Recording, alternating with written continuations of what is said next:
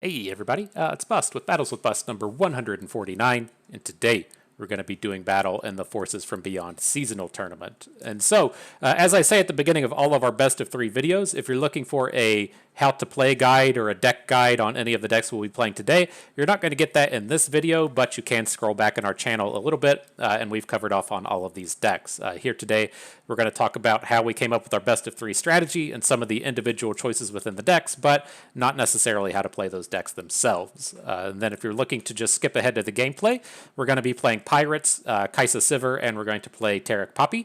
And so knowing what you're in for, feel free to skip ahead as appropriate.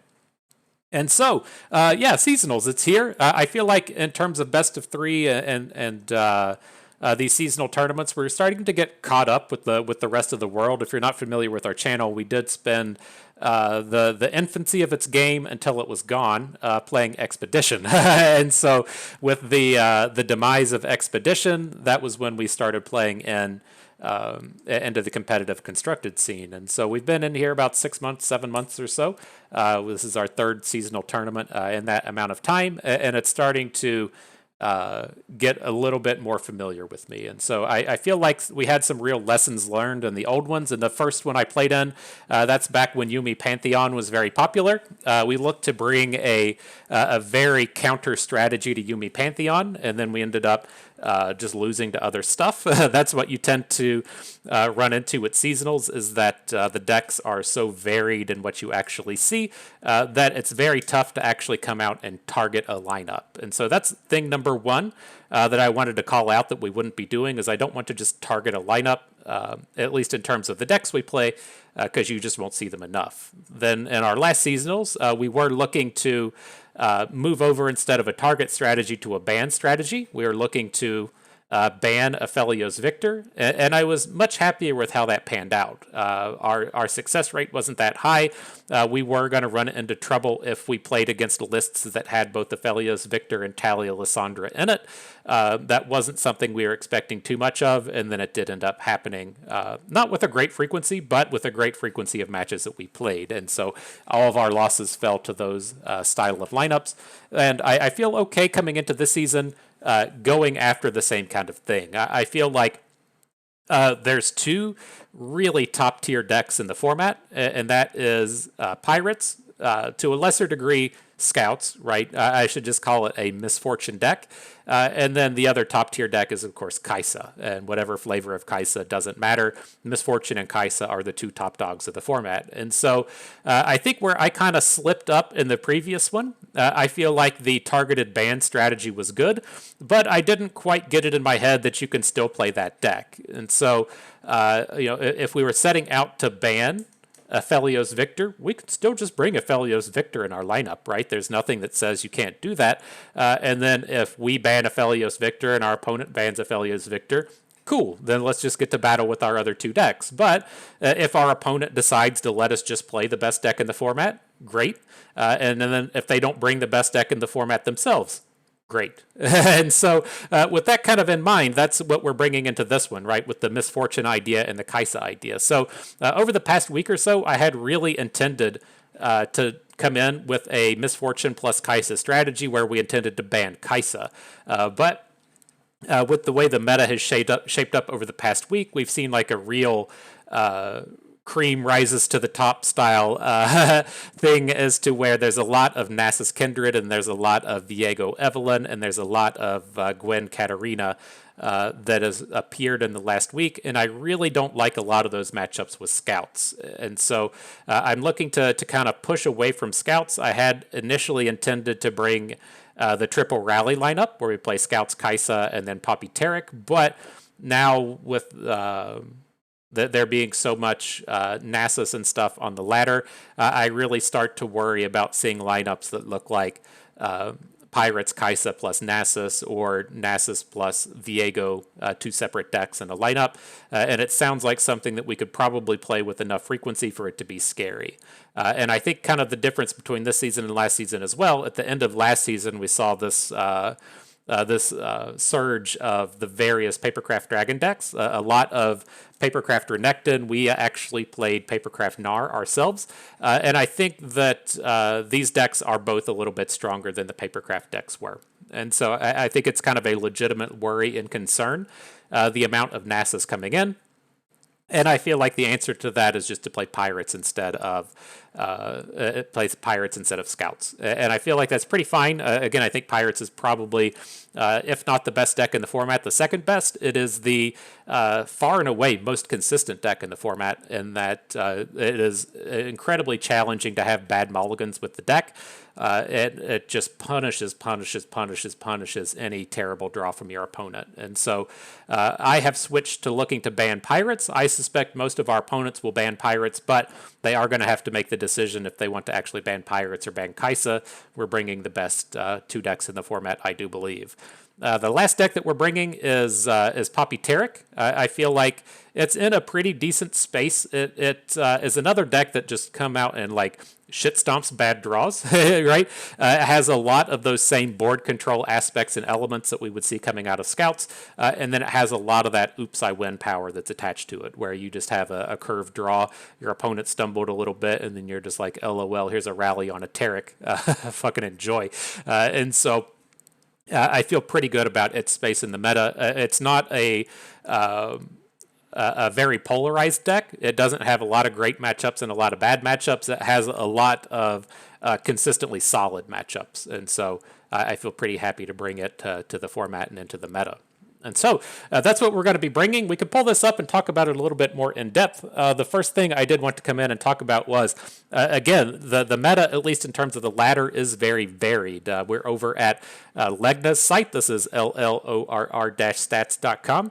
I could never remember it. I bookmarked it, so I don't have to remember it now. But if you Google like LOR Legna, the site turns up. It's a little bit easier to find, I think, than remembering LLORR-stats.com. But the thing I wanted to call out here was like right in the middle. I'm trying to highlight it a bit with my mouse. I know it's hard to see, but it's this play rate column, right? At least in terms of the ladder. Pirates is the most common deck in Masters and High Diamond over the past week at just 10%, right? The second most common deck is Darkness at 6%. The various flavors of Kai'Sa all added together will add up to about 10 or 15% or so. It looks like it's not as much here because Action Kai'Sa is at 5. The Kai'Sa on her own is at 2.5, so she's probably roughly 10% of the meta as well. And so the reason I like to call this out is, yes, as we jump into the tournament, the kind of cream rises to the top, as you will, and people don't play as many just bad decks. But you can say, like, well, what if this is like 4 times as likely as what we see in the ladder? You typically see it as like 3 times the amount of decks that show up and compared to their ladder play rate, but you're not super likely to play a lot of these decks, right? We're fairly likely to play Pirates, we're fairly likely to play Kai'Sa, but if it's only showing up in 40% of the in 40% of the lists, then we play 9 rounds, then we're not going to see Pirates in like 4 or 5 of our opponent's decks, or we won't see Kai'Sa in 4 or 5 of our opponent's decks, and that's just a giant chunk of the tournament. And so I don't like to play these strategies where we look to beat Pirates. I don't want to play a strategy where we look to beat Kai'Sa. I'm fine with the intent to ban it. I'm not fine with the intent to play a build-around strategy to beat it.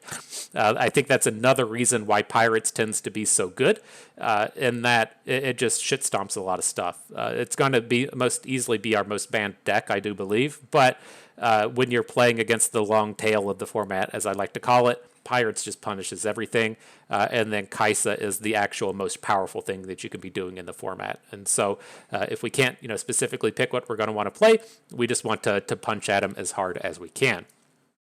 So the next screen I'll pull up. I didn't feel the need to get too in-depth with our matchup tables and everything. In this one, the big idea that we're bringing with this deck is we're going to ban Pirates. If our opponent's lineup isn't bringing Pirates, we're going to look to ban Nasus Kindred. Nasus Kindred is fairly bad against a good portion of our lineup. If our opponent bans Pirates, then we have 2 bad matches with our rally decks against Nasus. After that, if they're bringing a lineup that doesn't have either Pirates or Nasus, we'll try to ban Kai'Sa.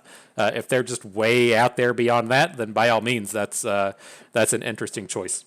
Excuse me, I don't know if it's a great choice, but it's certainly an interesting one. And then I do like to keep up at least a bit of the matchup table. If we play against some weird shit, I like to know how the matchups kind of stand. For the most part, Pirates just picks on pretty much everything, and then the Kaisa and Taric Poppy matchups are pretty similar. And so the way I've kind of grouped these, if you care about this thing, I'll try to get some decent highlights in here happening. But here's our control decks in this top left section I just lit up in orange. This is all the various Shadow Isles based control decks. All the matchups here are reasonably fine, except the Nasus match. And so I don't worry about playing against it too much, but that's definitely one to be on our radar. The next section are the ramp decks. I think those matchups are all fine. The last section are the weird control kind of decks, your Ezreal Kennons, your Zillion, Time Bomb, Recursion, and your Sundisk matchups. They're all fine. Down here in Simply Indescribable, I think I spelled that wrong, but that's Google's fault. It auto-completed it for me. It's your kind of weird decks. Gwen Katarina is another kind of rising star of the format, but it's tough to read into which version they're actually playing. It's decent, but probably unfavored. Twisted Fate Nami's fine. Powder Pandemonium is fine. On the right side, we have all the various aggro decks. Up here in this big top section are just all of the rally decks. Those matchups are fine. We do struggle in the Kaisa mirror match, but everything else tends to be okay. And then in this bottom section is just all of the other aggro decks in the format. Those matchups are all fine as well. And so that is what you kind of tend to see when you just play the best decks in the format, and that your matchup table tends to be pretty good. But the only thing I really wanted to drive home in this is we do plan to ban Pirates. If Pirates isn't there, we'll ban Nasus. If Nasus and Pirates aren't there, we'll ban Kaisa. If Kaisa's not there with all three of those decks and our opponent's just playing something off the cuff, then fine. We'll figure it out later. But that is the big intended ban strategy. And so, as we do intend to ban Pirates, that does let us make a little bit of decisions in terms of our deck building, right? And so, as the season was going on, as we were looking to play Scouts and Kaisa and something else in a Kaisa ban lineup with a tolerable Pirates matchup, we were playing Action, right? You just needed that early game something to do. Otherwise, Pirates would just run over you. But without Pirates in the format, I feel like it's pretty safe to move over to the Sivir version. Sivir is just a super, super powerful unit.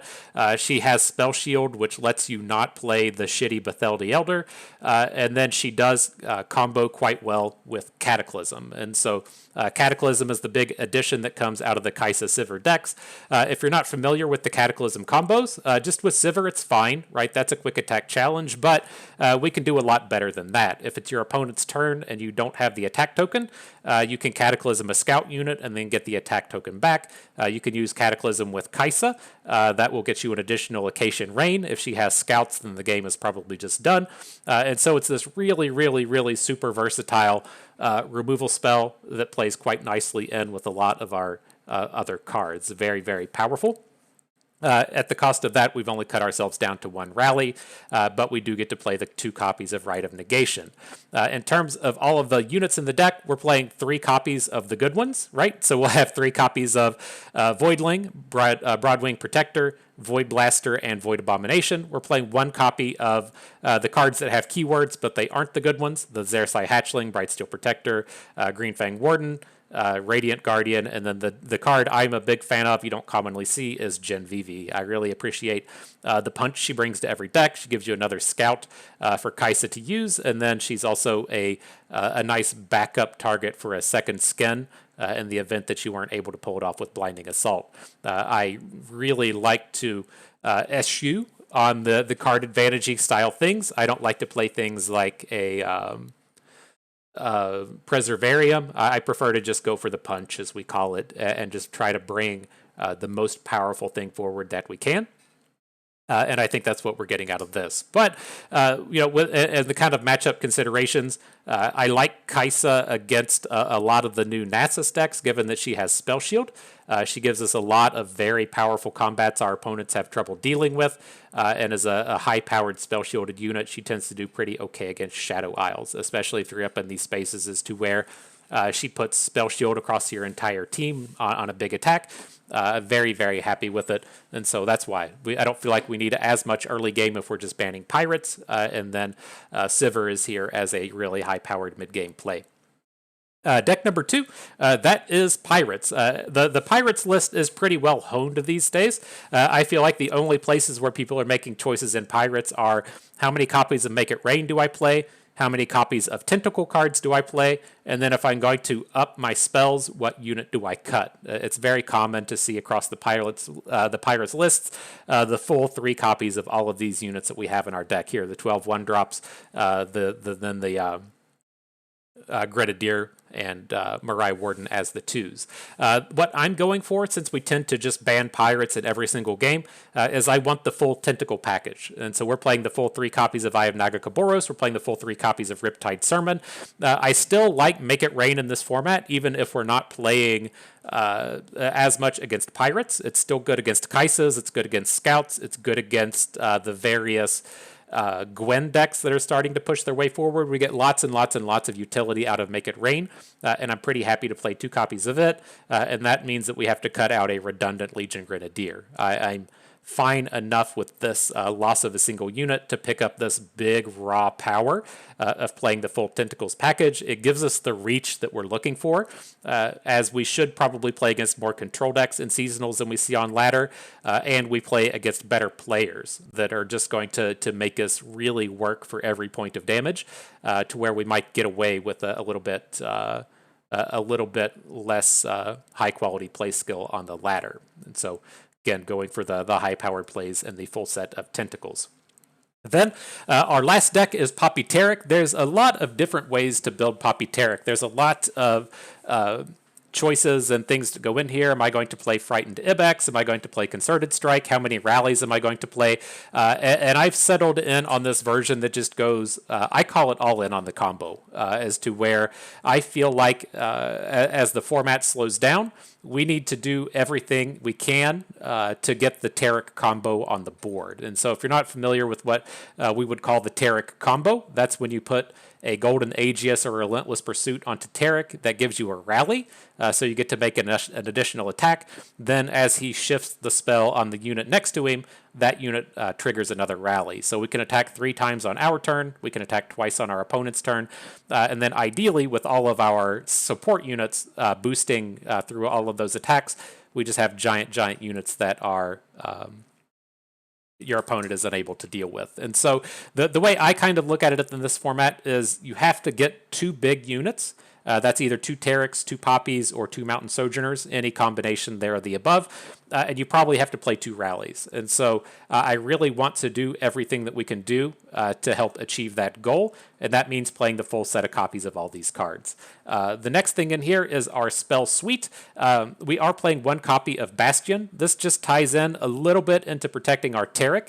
I never fully intend to, say, copy a Bastion onto an additional unit. This is just for these spots as to where we have to play against, say, like a triple Shadow Isles lineup. The game grinds on a little bit longer than we need to, or that we know that we can just set up our board a little bit heavier if we need to.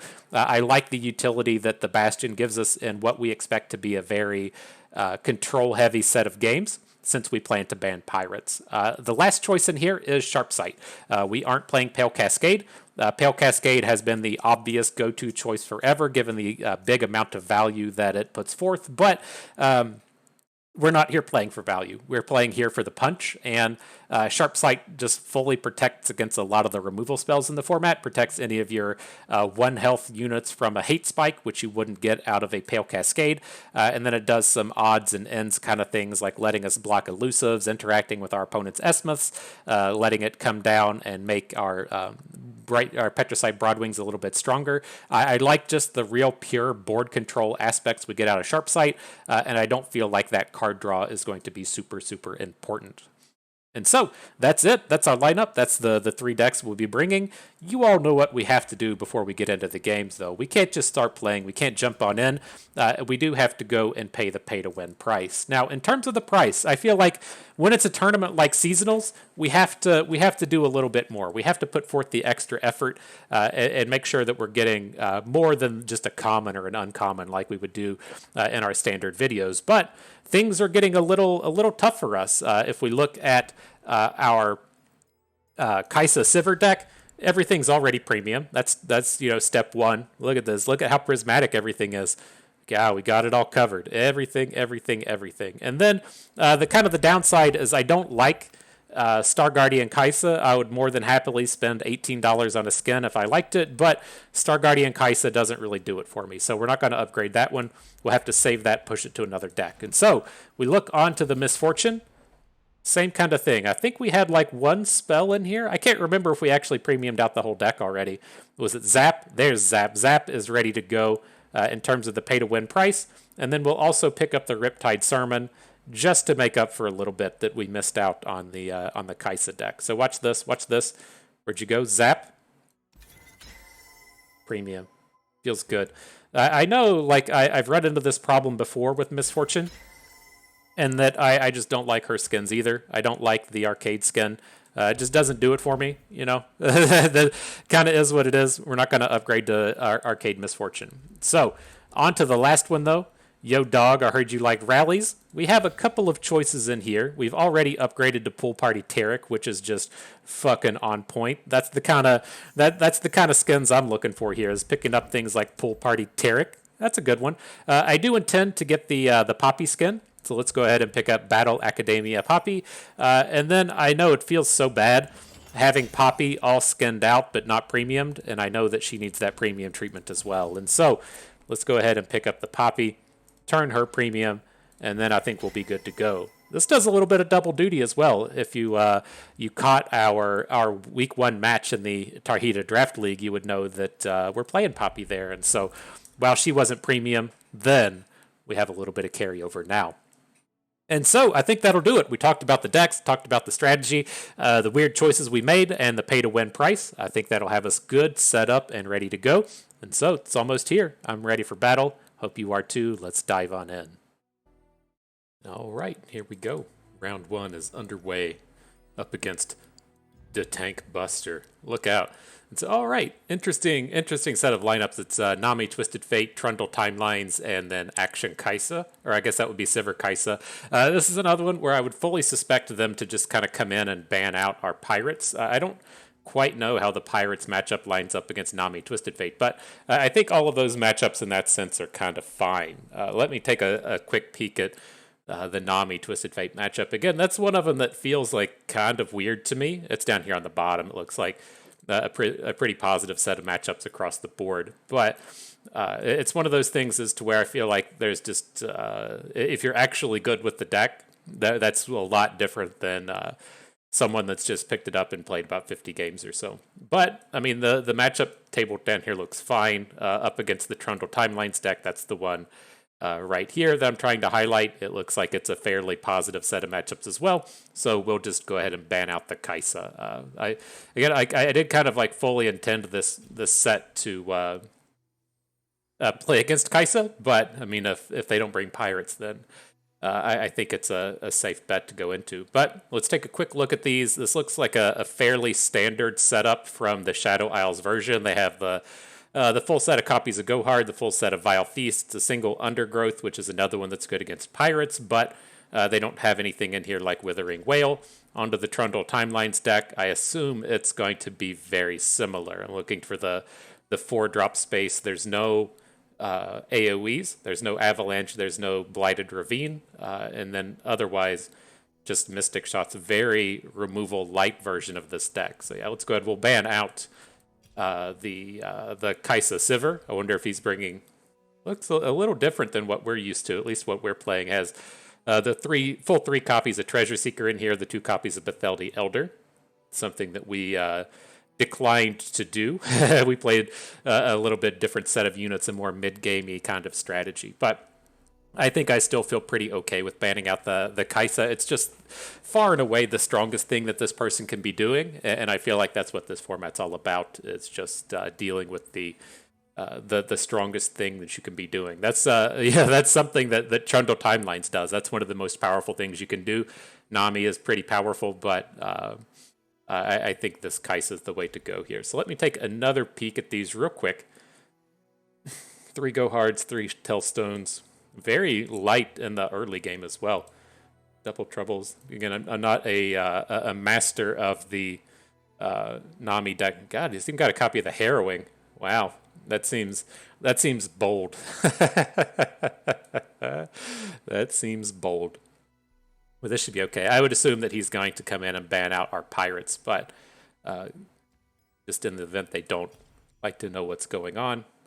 Standard with the timelines: three urchins, two baboons, three fanciers, only two mystic shots, and then no. Like the removal suite in this seems very strange to me. Maybe I mean, I granted I haven't played timelines. I tried playing timelines like right when it got popular. That's probably like 3 or 4 months ago, and I was like, I just can't do this. I can't play this deck. That it's like it feels like you if your win rate averages out to 55%, it's because you had the percentage of games that you won with the timelines was like 75%, and then the times that you just didn't draw it was like 30. Like, I don't know how that math works out, but it's just super high rolly in terms of drawing the timelines. Now, if you're in like a super slow meta, that's a bit of a different story, since you can play the timelines on like turn 5 or turn 6 and it's not that big of a deal. But in a meta that's just chock full of pirates, if you're missing the timelines early, then it's just such a brutal beat. But, all right, I think this is okay. This seems very mid-gamey. I think seeing like 3 aloof travelers is something that we're fairly happy to do. 3 copies of Revna is something that we're happy to see.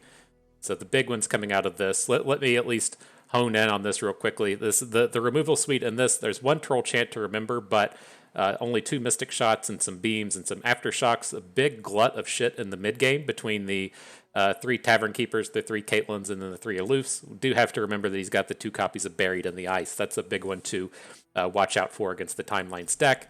And then against this has the full drain suite, but otherwise some odd choices in there, it seems. But he seems like his game plan is just to ban pirates, right? I don't feel like the way these decks are tuned that the pirates are coming through. Well, what do you know? What do you know? They are. And then here's the thing I suspect we're going to be doing all day is someone is either just going to ban Kaisa or they're going to ban pirates. And then I feel much more comfortable if we have to play a deck twice to play the Poppy deck twice. And so that's the one that I'm going to just be starting with, I assume, in literally every single matchup. And I'm okay with that.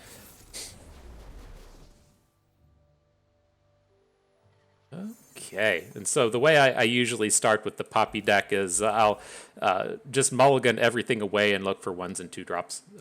We'll draw some Tarics, we'll draw some Relentless Pursuits along the way. I don't really want to be starting with them, though.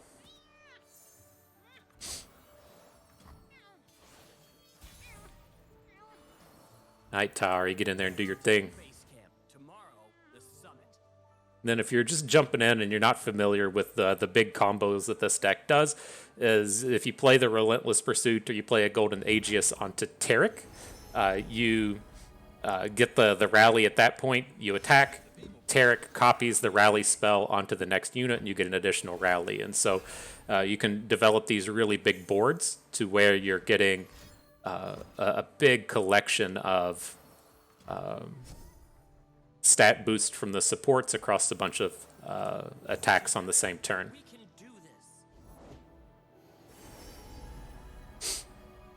So we won't pop off this turn. We will still look to get Taric on board, and then on the following attack is when we'll start to use the Relentless Pursuits. We might end up dropping it on our opponent's turn, so we'll play Taric here and then might play it on turn 5. Just have to see how things pop out. Would we rather just add Poppy now? That's a fairly valid question. She brings a lot more stats to the party than we would just get from Taric. I think that's okay. This is just going to get more damage and faster. The flip side to this is if we go into next turn with the Sojourners, then we miss out on the support with Taric. But I think Poppy's going to be good here. Just get the biggest stat boost that we can. Then we'll probably also be playing a Ranger's Resolve this turn to get around the Honored Lord. That's fairly brutal. Taric would have survived that, but not our smaller friends here.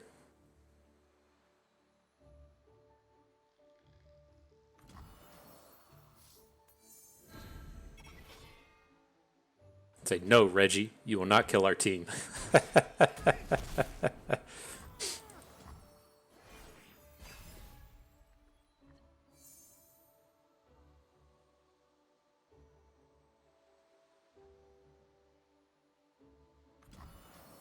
All right, so our new decision is how are we going to approach this next turn? I think this is a reasonable spot just to start getting some width. Like, without that Poppy surviving and getting the attacks in, I don't think that we're going to be able to win the game before he's able to bury it in the ice.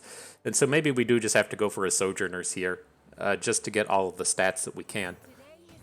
We'll see how he like handles the bank this turn, right? Figure if he's going to look to bank up 2 or something, then the buried in the ice is probably in line, but not like this, though. Okay. Feel like a little bit safer if we had a combat trick here, but it's not the way the game is developed. See how they spend their mana. Again, we don't have to worry about buried in the ice here, and we can play Relentless Pursuit on our opponent's turn. So getting a big Sojourners hit this round would be nice.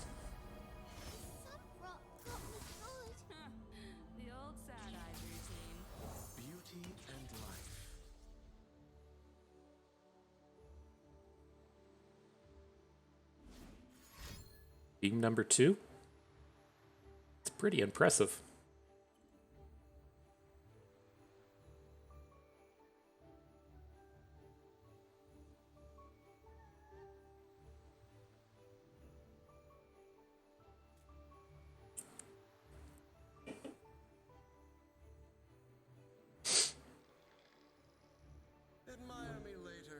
He's thinking about it. He's admiring this pool party Taric out here.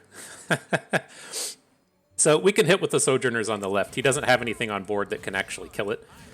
And so I feel reasonably safe this way. Actually, let's put the Taric boost onto Taric. So we can come in this way. Taric becomes a 6/10. Our Ibex is a 4/5. So everything is now big enough to kill Vi and combat while not dying on the way back. And then I think if he has, say, like one of his very limited Mystic shots to kill a 5 health unit, that we're still looking okay. All right. He holds on to Vi. Now we just have to see if he's got buried in the ice. It's not the end of the world if he does. He's not presenting lethals at us, but it would be a little unfortunate. Okay, and then at least the positive thing in the face of buried in the ice is that we can go into our opponent's next turn and then still have rallies. Have to wait on Protege here. Play Protege, he'll just get killed by Vi.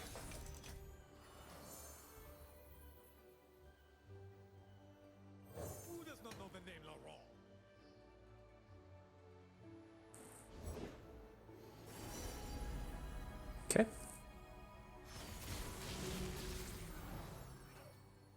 Ooh, the Dreadway.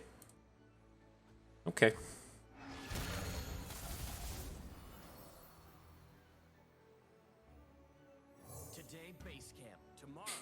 So how does this work? Double all damage dealt by your skills, spells, and allies. And so the Dreadway would be able to kill Taric. There's just nothing we can do about that. Yeah, this is brutal.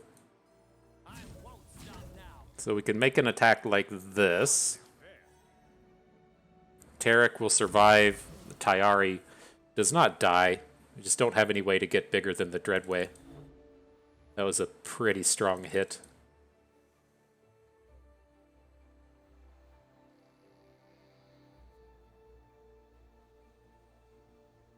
Dang. We can back it up in a Relentless Pursuit before combat, but that doesn't feel like a winner. I think we're stuck with it.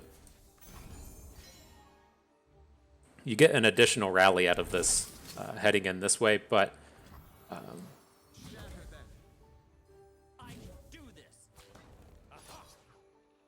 yeah, none of these look good. Let's see if he comes in with the Vi. We need something to go right here. Interesting, he puts Vi in front of Taric. Okay. Oh shit, everything he has does double damage. Whoops. Alright. GG. Oh, that was tough. That was tough. We were just like a touch short. We could have... That one really came down to that turn that he had the thermogenic beam on our Poppy. If we'd played Taric there, we could have gotten around it. But I still think that feels strong going for the Poppy, and that we like really want the stats to punch through on that board. We don't have any of the real board control elements that you would get out of having a Broadwing on that board. And so... like, really just needed the Poppy to get the stats, but we did have the Rangers resolve to play around the beam, and that would have most certainly just smoked the game had we landed our cards in that order.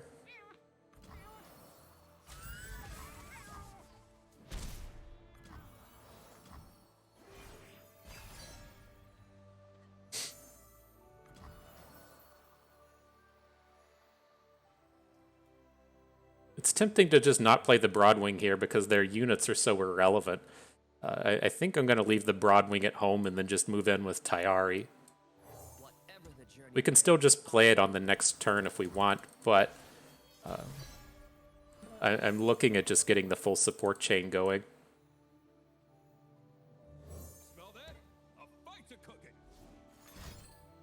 Okay.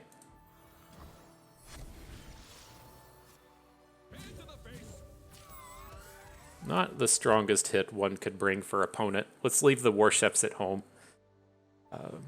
So we'll put the permanent bonus onto Ibex, and then he can't get any trades this turn. Then we have a big curve from that point forward where we double Broadwing into Sojourner.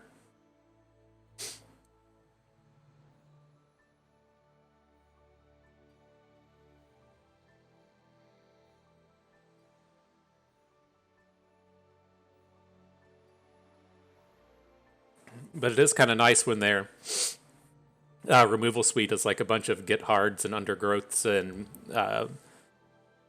Vile Feasts that they aren't really able to kill any of your units with them.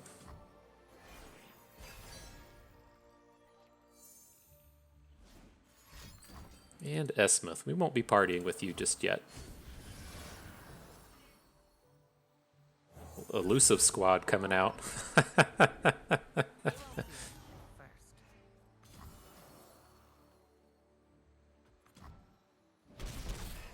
Alright, so we do have the new question now. Do we want to bank this mana and go for a Golden Aegis next turn, or are we okay with just moving in on the Sojourners? And I feel pretty okay with the Sojourners. He does have answers to it, right? They play the 3 copies of the Tellstones, and then I think he had a copy or 2 of Vengeance in there, so he can most certainly just kill the Sojourners next turn. But our attacks are still going to be quite good, and if we're able to pull off the single boost with the Sojourners, the game should be pretty close to done with our secondary rally. Not that challenging to clear out their board from that point forward if we have the growth. Okay. I guess a fair question would be, do we ever just want to open attack here? Poppy's an interesting addition. If we say don't play any of these cards this turn, we can move into Poppy next turn. So if we just drop the Esmith, I think I'd rather just go for the power.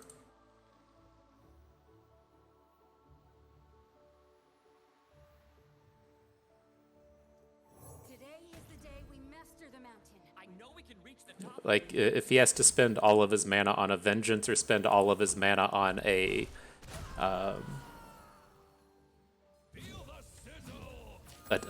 the Tellstones, that's still quite good for us.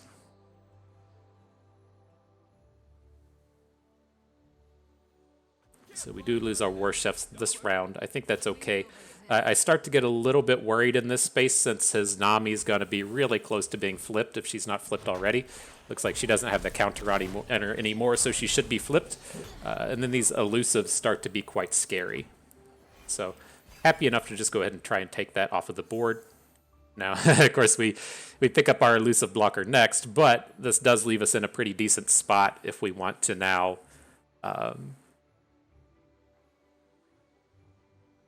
try and get a kill with the rallies. Oh man, are we gonna get him? Are we just gonna boom him with this sharp sight?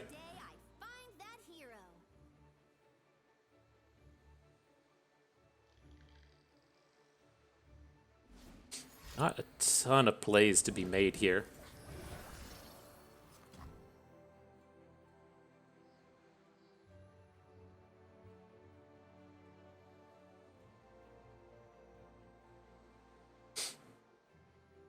And I'm pretty okay if he just sends it back to us. We have a pretty strong open attack next turn, so we build into the rally quite nicely. Uh-oh, he's got a spell. Gonna be a go hard. If we're taking a break, can I practice a joke?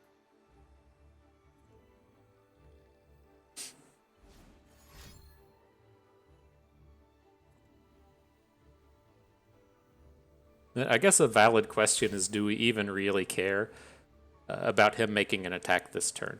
Like, we can't just go ahead and drop Esmith and open attack next turn, hook in his 2 elusives with our challengers. Oh, okay. Well, the times have changed. We're we're gonna protect with the sharp sight.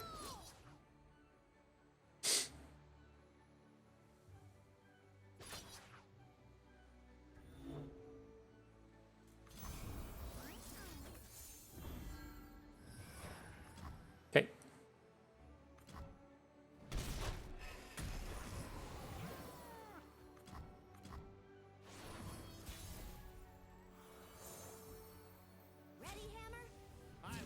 Do we even care about boosting with the Ibex anymore? Yeah, I don't entirely like that attack. Like, I want to do this, so we get to kill the dude and then still have our bird around. The other two can just attack off to the side. Let's pull the Spiderling out in front of the Broadwing. We'll survive this one as well, but it also protects our Poppy and our Tayari from 1 damage pings. So if he like blocks Poppy with his 2 power thing and then has a Vile Feast to kill her, not super ideal, but like here with him going with the Tellstones, that's fine. We couldn't play around it, but I don't want it to go to his turn and him just have a go hard to kill our Poppy.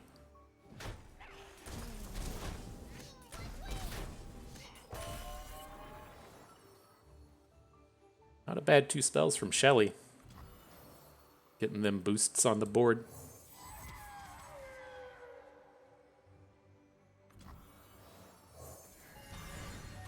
Okay, and we'll put the Aegis on the Broadwing.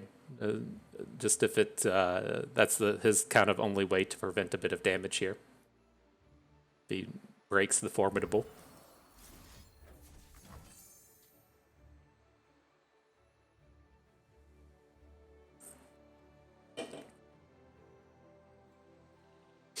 Seems like it should be in a good spot. Not sure what his angle is with the passing, but it did it.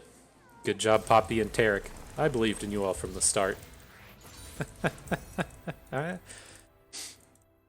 right, now we do have to take Pirates into the fairly removal-heavy version of this, right? He was playing the full set of the full set of Go Hards, the full set of Vile Feasts, so we'll try and play around his drains a little bit here at the start if we can. We'll try to lead off with 2 health attackers if we can instead of 1 healthers, just to try and play around those removal spells a little bit.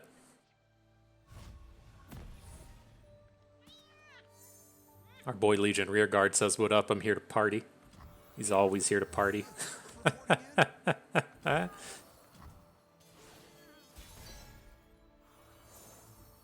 right, let's go with the Mirai Warden. The Vile Feast here is fairly strong, but if he doesn't have a Vile Feast, it's going to be one of our better options.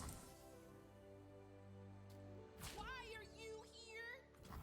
here? Not quite ready to let him just come in and take a pure value block with the Mirai Warden leaving his thing behind.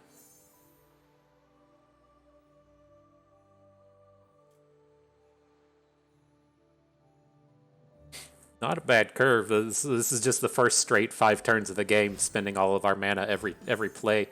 If we look to add the Grenadier and the Butcher this turn, we can add Zap next turn. Zap will attune us 1. We can go into turn 5 and play the Riptide Sermon. Go into turn 6 and play another Riptide Sermon. That's a pretty good use of your manas.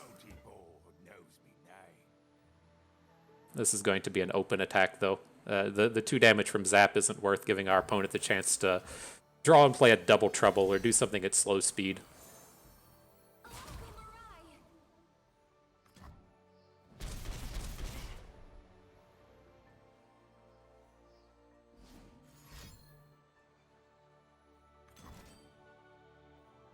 More go-hards. Spreading out that damage as well. That's interesting. I'm not... Like, I didn't take a screenshot of his deck list, but I don't think he was playing AoEs. No, Twisted Fate makes sense. It's like, I'm pretty sure this guy wasn't playing a... he wasn't playing a Withering Whale in his list. Okay. Steve makes sense. So many Riptide Sermons.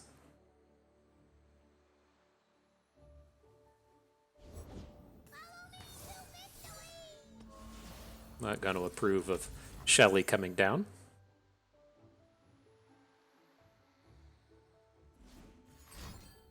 Sure. Oof. So this is another spot to where it's looking like an open attack. I don't really care to lose any of these units to Twisted Fate, but like going big on this Tentacle doesn't feel great. Now we have like slightly different options since we picked up another cheap play, but I don't really like it. Just want to punch in this last little bit of damage that we can. We're getting pretty close to being in burn range, and then we can maybe counterspell something with the Nox and Fervor if we need to. But I think I like how this is building up.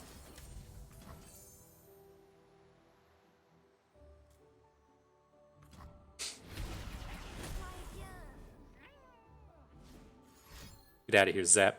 Only the Zaps on our side. You know our Zaps are better because they're premium. That's all this game's really coming down to. That's all that ever matters, right? I'm pretty sure that's right.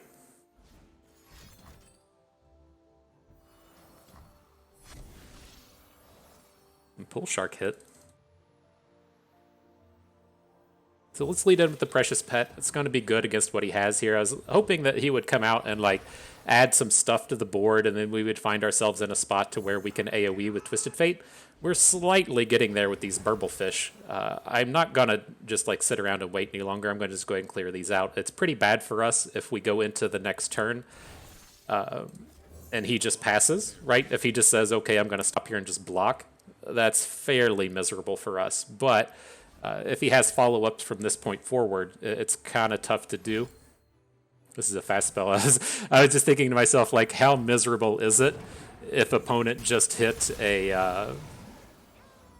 if opponent hit... Oh, wow. Crawling Sensations is good off the Burblefish. That does essentially the same thing. I was going to say, how bad would it be if he hit the Tough card? All right.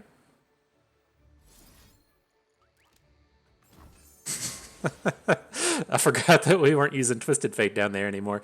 I thought Twisted Fate was going to be ready to go with the removal spell. Okay. So we can get in with 1 unit at this point. I think that's fine.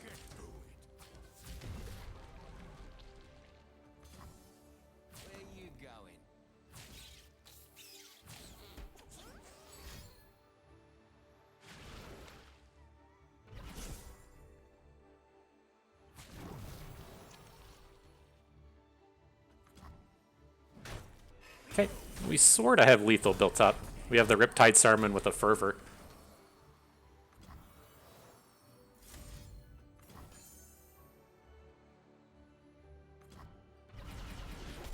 Just go ahead and start to drop it.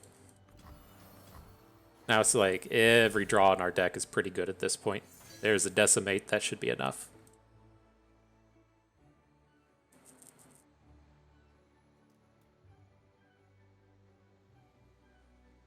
Such tentacle. Tentacle everywhere. Jan everywhere. Tan everywhere. I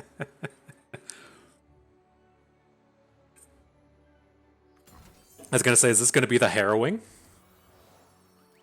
That's pretty big. That's pretty big. I like what you're about. It's not going to be enough to win the game or anything, but... I mean, he does pick up some mana off of this. He attuned for like 3 off of the back of the... off the back there.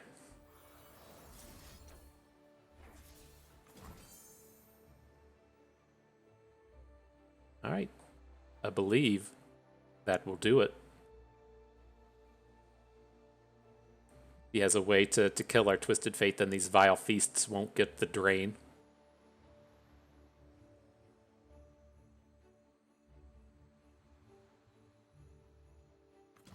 There it is. Mark it a W for bust. All right, 1-0 victory. Not gonna knock us out of this one with no wins. We get we at least got ourselves one. GG, the Tank Buster. Let's move on to the next one. All right, cool. Next round is here. Push that ready button.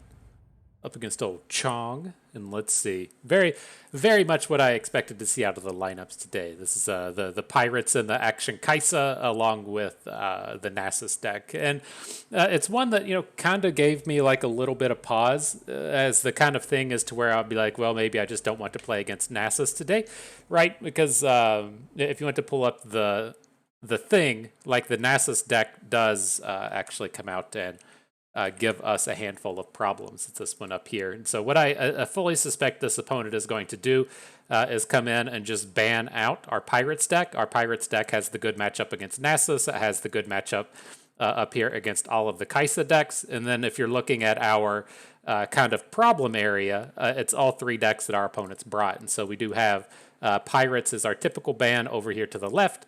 And then on the right side, we have the various flavors of Kaisa, along with the Nasus deck. And so this is kind of one of those spots as to where it was like, maybe I would feel okay moving out from the Pirates ban and then just coming in to ban something like Nasus instead of the Pirates match. But I think we're just going to stick to our guns here and not play against Pirates. And so this is the one that had me a little worried. I had kind of in my wheelhouse that this would be a lineup that would potentially be worth bringing, and I was just hoping it didn't cause us too much trouble. But we've run into it early, and so let's see what we're about to get ourselves into. The Nasus deck looks pretty straightforward. 3s of everything everywhere.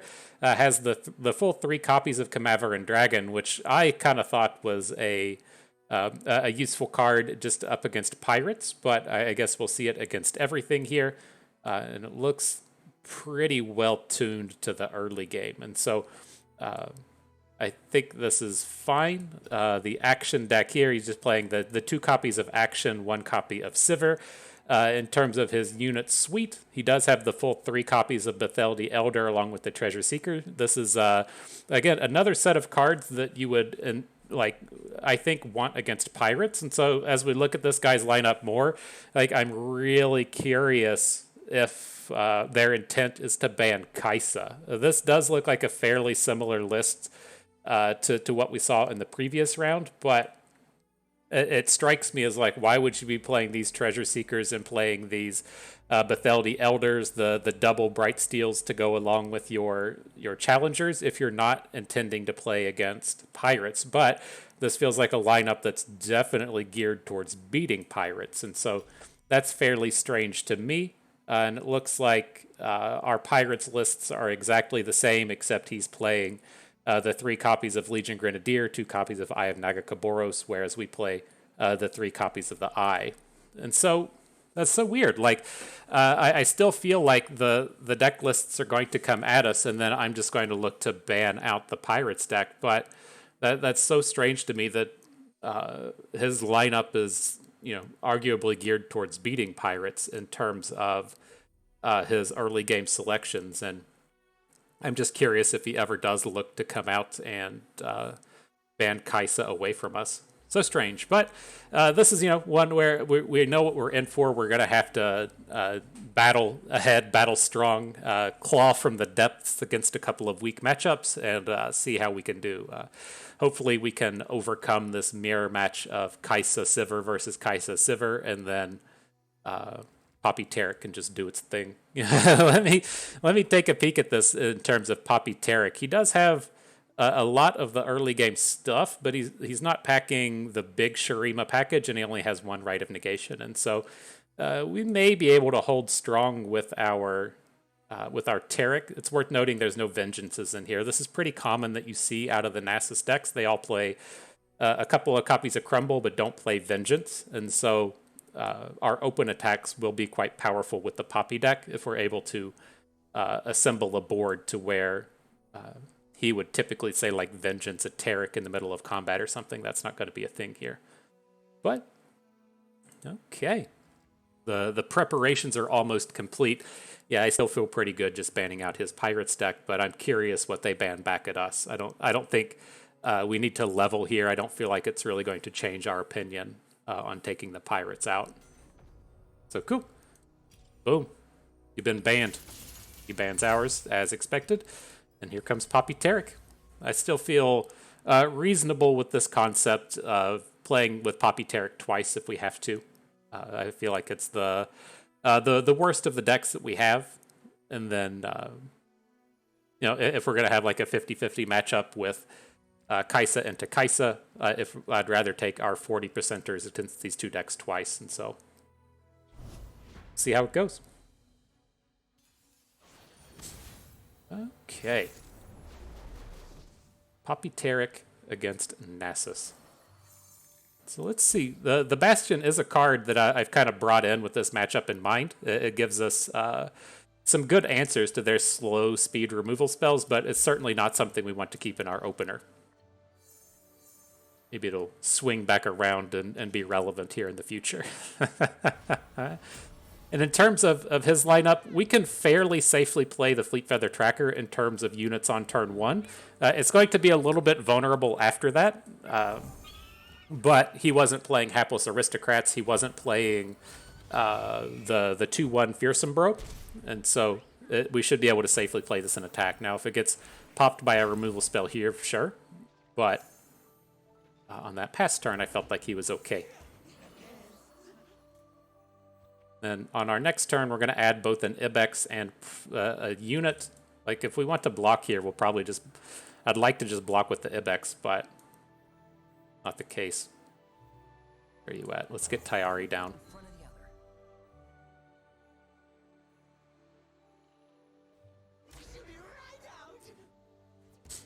I'll block if he brings it.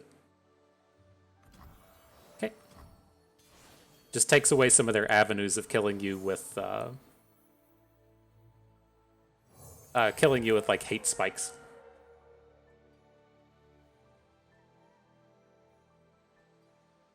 But let's see how much board we can get down. If he's running slow here, if his play has to be something like the big sacrifice unit into a Rite of Calling or something, then we have the chance to really pop off here. But okay.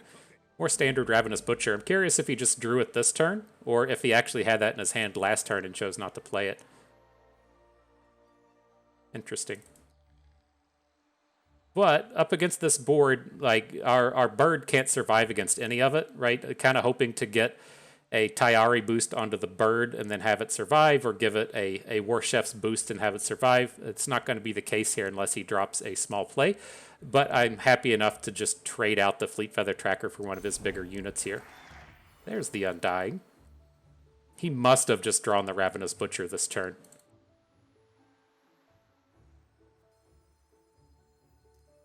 So it's unfortunate to lose 2 units, but I don't think we can just give up on the turn.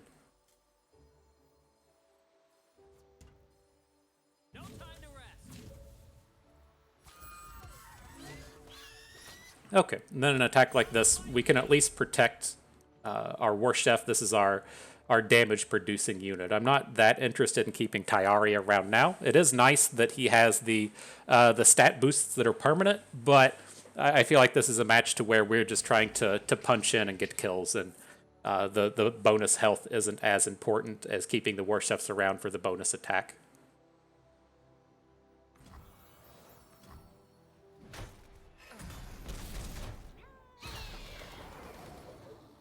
All right, let's see how this goes. I mean, this is one of these hands where his board is fairly empty now, so if he wants to interact with our board, it's going to take a bit of effort, and we might be able to get a good protect in next turn with this Bastion. So, Camaveran Dragon comes down? Absolutely. He's a little bigger than our boys, but we can kind of deal with it with Bastion. How do we feel about this? Do we think we need to try and take it down with a bird? Right, we can play the Challenger bird and try and use that as a means to take it down, or we could also look to just hook it out of combat and then just not care about it anymore. I'm a little leery of going that route. I think we're just going to have to come in and try and attack around this. So let's do this. Let's add Taric this round. We'll see what we pick up next turn. If we pick up a rally, we might change our choices a little bit. But I think we're going to ignore here. And then next turn, look to just play Ibex, play Broadwing, and then hook the dragon out of combat and see if we just can't punch in a big hit of damage. We need a rally pretty bad to get through this. This would have been a spot where the what's his name? Taric could have boosted the Broadwing up to 5 to have it take down the Camaveran Dragon, but I think this is still okay. We got a full board to try and punch our damage in with here. And then if his whole play for the turn is to like Vengeance Taric, I think it's okay. It's not awesome, but I think it's okay. His other kind of play of choice would probably just be Kindred.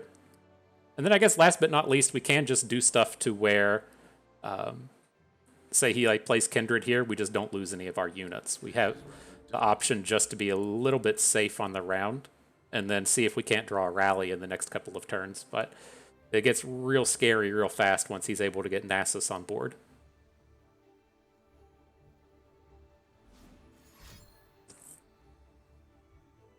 Looks like a Vengeance onto Taric. Crumble, same deal.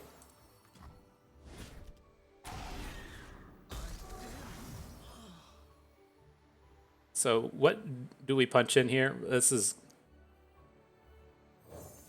I don't think we can just give up on the Broadwing at this point.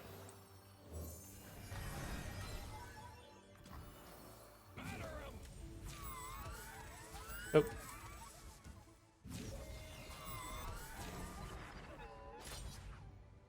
Takes him down to 4.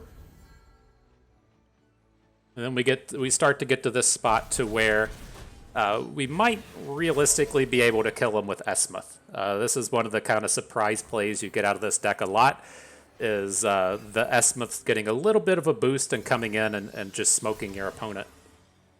Taric's here to party now. There's no denying that. He's safe, right? Our opponent's only full removal spells are going to be Crumble. It is a little scary to get Taric into combat against Kindred, since Kindred can get taken down by a hate spike. But we're gonna have to come in and block something here. And so what I would lean towards is if we're going to block the Camaveran Dragon, we'll do it with Taric, then also block with the Esmuth. But if he's not going to present the lethal, we can just take it. Like, it is unfortunate that we could potentially die to Atrocity, but, yep, risk it. He's only playing 1 copy. If he's got it, fine. We're going to be trying to dig out of a real shithole next turn, and so I feel a little bit safer just saying, okay, well, let's see if we can't ace it next turn. He did have a hate spike to try and prevent some of that damage. Okay.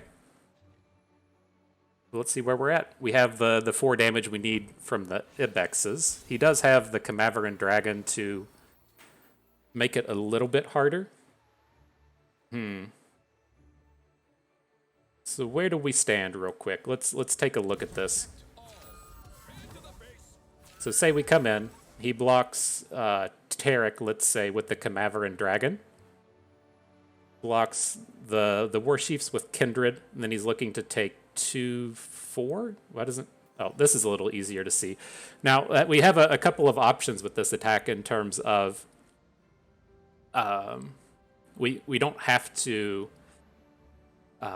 Bastion like a Taric. We can just try and punch onto our Ibexes for the win. I think this is a safe enough route to go. He's going to get one drain. Well, he can't even kill Taric. Okay, I'm good. Right, we have to worry about this dum-dum making drains, but he has to block down here on the War Chefs to get one. Got him. Oof. Good job, squad.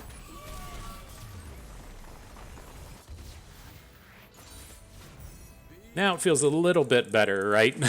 You've got that match out of the way. You know that Kai'Sa can just hard carry sometimes when you need her to. And then we've got a mirror match, which, I mean, it feels like he's not really tuned for the mirror, right? He looks very well intent on dealing with earlier game stuff, so we might actually have an edge there.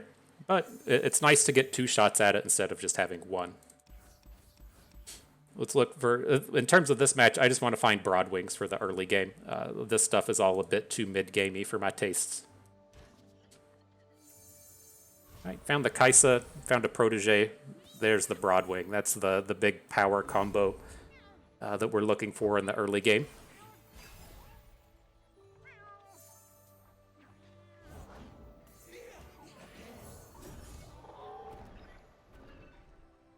And will block.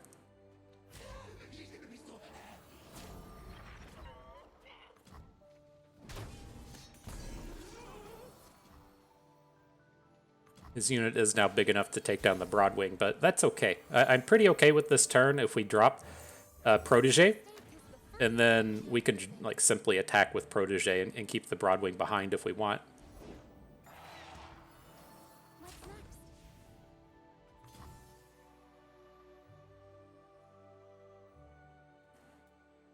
Just threaten to pick on some of their smaller plays until our Kai'Sa's ready to come online.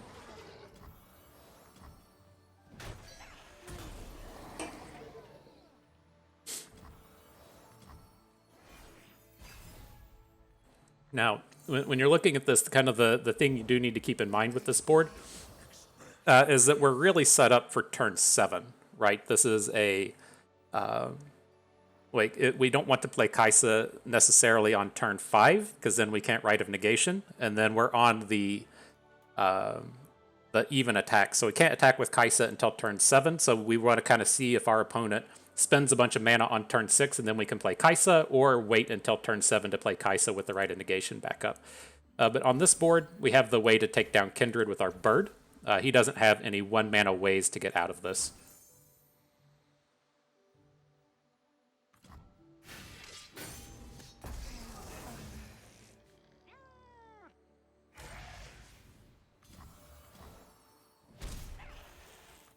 All right, so with that stuff in mind, do we want to start playing the likes of Sivir next turn? It does let us kind of push into... sure. It does let us push into the later turns with that mana built up. Oh, this is close. Like, he just has no board. It's very nice to come in and just take advantage of this. I think we go with the Sivir here. How do our keywords look? That's what's going to cause problems. We only have 3. We can get an Overwhelm, a Spell Shield, and a Quick Attack. Well, we get Quick Attack, Spell Shield out of Sivir, but the Kai'Sa has Quick Attack as well. And so if we're looking to play this collection of 4 units, right, Kai'Sa, Sivir, Void Blaster, over the next 3 turns, we're going to bank up enough. We'll only bank up 3 mana, right? Let's say we play... I'm looking to play Sivir this turn. So we'll bank 1. Next turn, we'll have 6 mana. No, we'll get to bank 3. Okay, this is good. And then he does have a champion in hand now. If we have to pivot to trying to Cataclysm something, I think that's fine. But for now, we'll get the Sivir down, look to do Void Blaster, then do Kai'Sa. It'll be interesting to see if he... Like, dropping Kindred now feels kind of slow and bad. I'm not entirely opposed of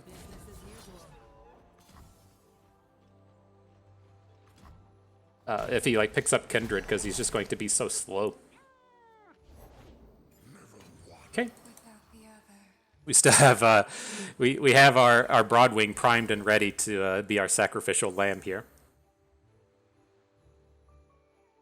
Okay. Okay. The Kai'Sa's interesting, bringing a potential supercharge next turn, right? Their deck doesn't have vengeances or anything. If we go for the supercharge plus second skin, they don't have any way to stop it. Now, we don't have like a big scout attack this round, but it's a pretty tough combo of units for our opponent to have to deal with.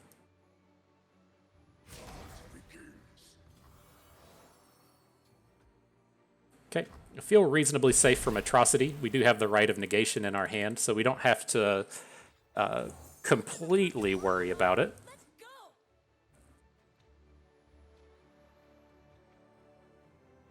We can take a little bit of chip damage if we have to. They play the one Right of Negation, the one Atrocity, and if he's drawn both, then, you know, good job. What more is there to say? You say, yeah, good job.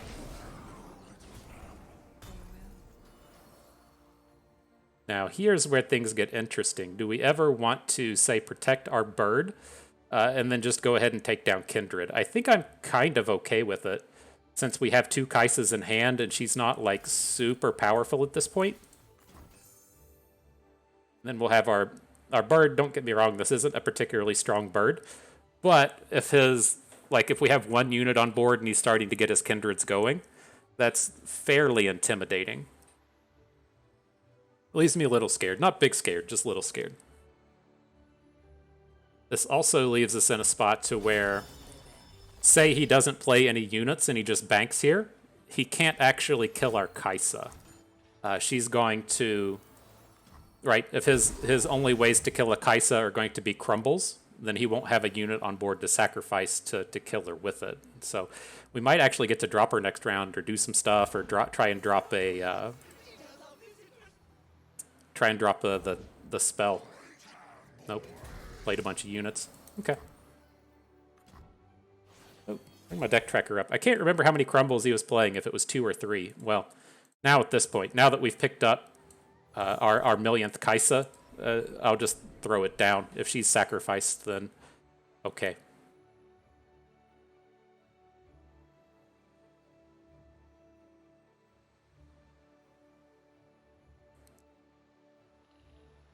Nasus would be a little scary here, but one thing at a time.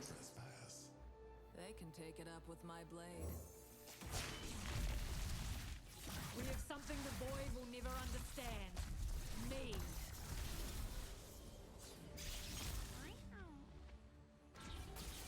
All right, well, our Kai'Sa's safe.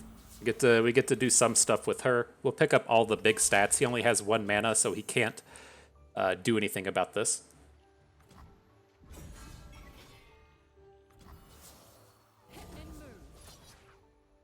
Right.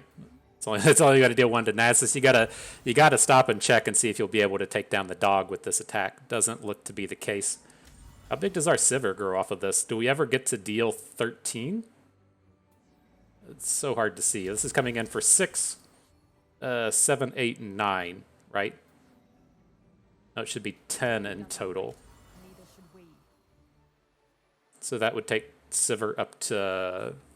it's too scary with this Nasus running around. Okay.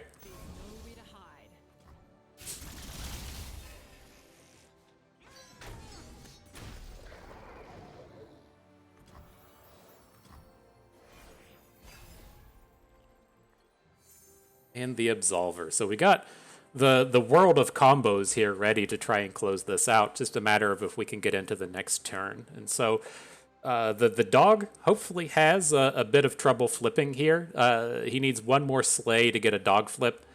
And not something I'm really excited about. Now that he's dropped down to 4, how do we feel about this?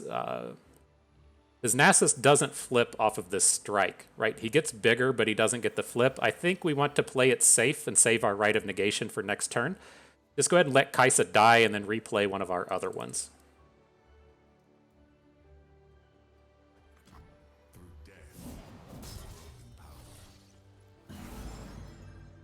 Right, so the dog grows, but he's not in that flip range yet.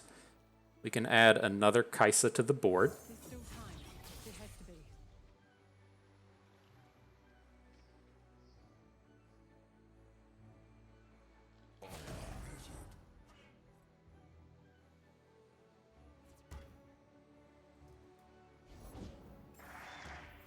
More Undyings. Forget that he has Fearsome. That's that's one of the struggles with this. We are going to have to block Nasus with Kaisa. I think. Looks like we're close to losing our Sivir either way. I forgot about that little aspect of it.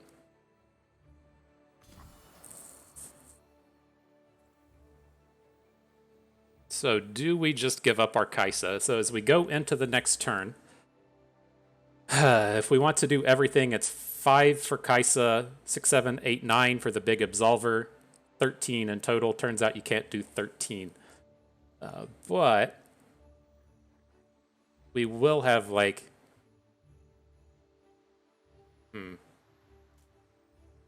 It's like you do start to get access to the spell shields from Sivir.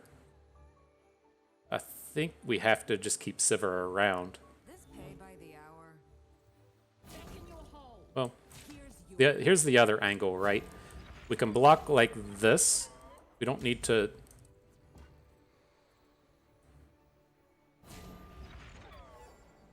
Our Kaisa flips. We still have a second Broadwing. Only take 2. We're ready with the Rite of Negation if we need to cancel Atrocity.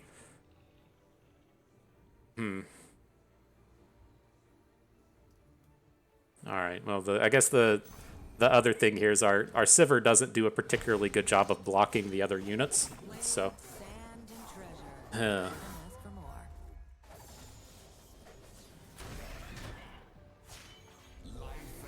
Alright, there's the big Nasus flip. This is one of those spots, I mean, maybe we should give up our Kaisa given that she's formidable, right? And her formidable attacks aren't very good. Since she's only going to deal 2 damage instead of doing the big full amount. Maybe we'll just draw a Scout and make the day easy. Or just draw another Sivir. I guess that's a way to do it.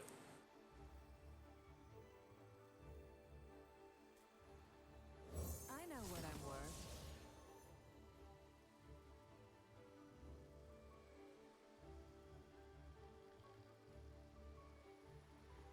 It's so awkward with the formidable on Kaisa and having to block with her. Okay, so we can't Atrocity anymore. That's at least a perk of the game.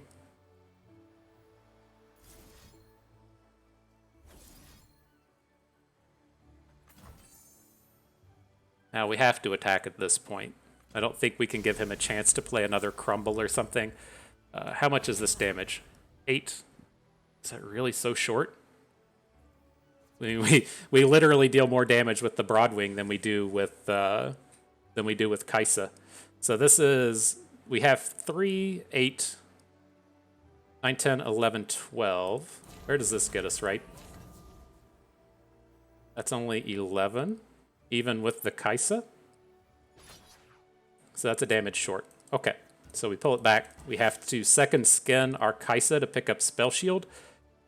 So that we have an additional point of damage, and then we just got to kind of hope our opponent doesn't have anything here. The other option would be we could potentially take down Nasus, but that looks like a bit of a struggle. I don't think our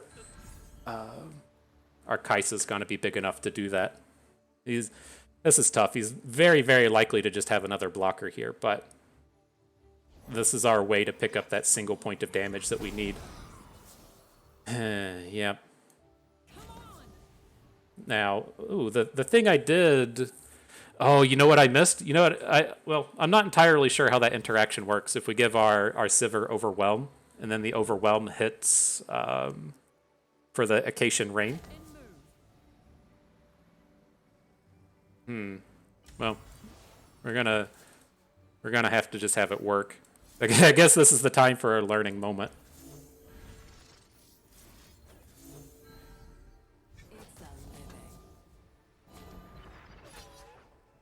Oh yeah, we're just short right from the get-go.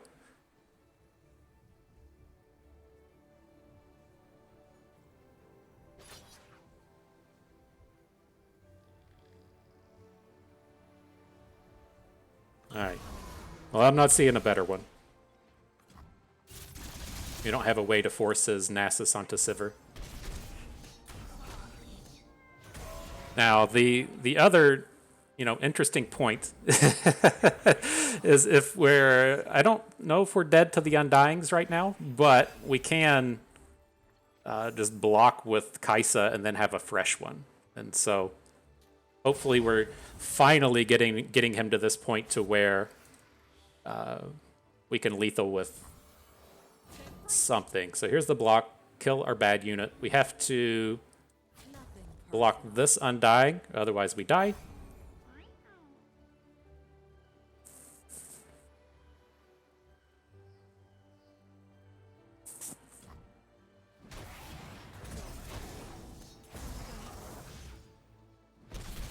All right, maybe. maybe we've done it.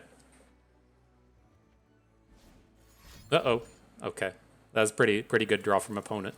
We're in no place to complain about anything. Let's lead with the Blinding Assault. If he's going to pick up the likes of a Crumble, then I want to be able to open with this. Very good chance it just dies, but I think it's worth taking in.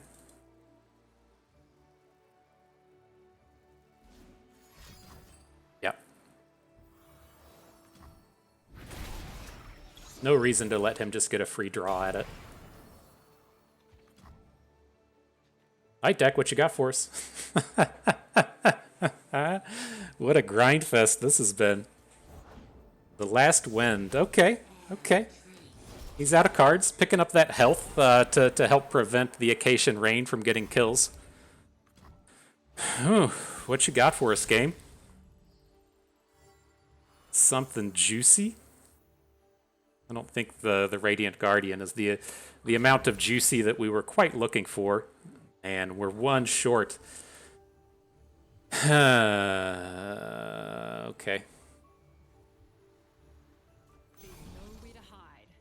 Needed that bird real bad.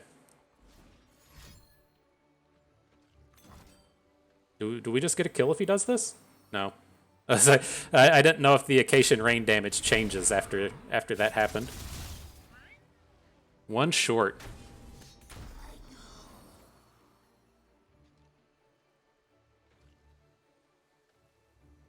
Not sure if we have any booms left in our deck to get us through the next turn. If we pick up a Cataclysm and he gets overly clever, we might get to do it. It's going to come down to whether or not he open attacks. And he's really incentivized to open attack next turn.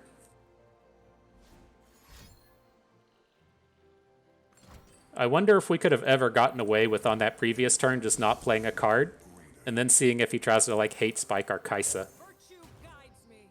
Interesting.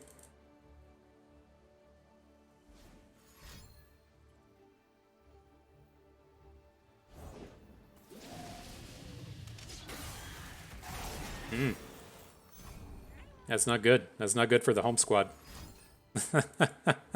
Alright. GG. Okay. On to the money match. That's tough. We had a lot of tough decisions in there. We didn't quite have the means to get around that Nasus, but we certainly could have played a little bit differently throughout the game.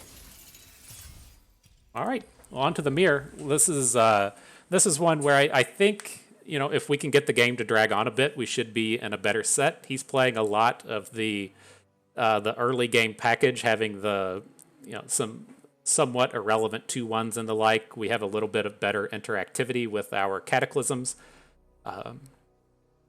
but certainly going to be a toss-up in terms of what happens here.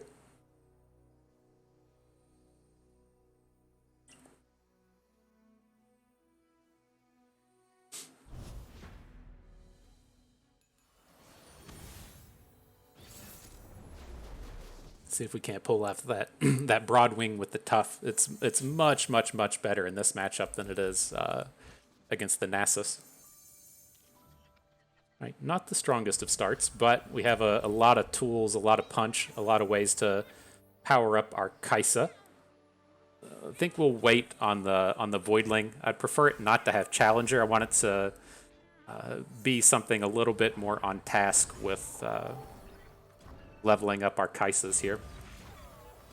Faded is fine.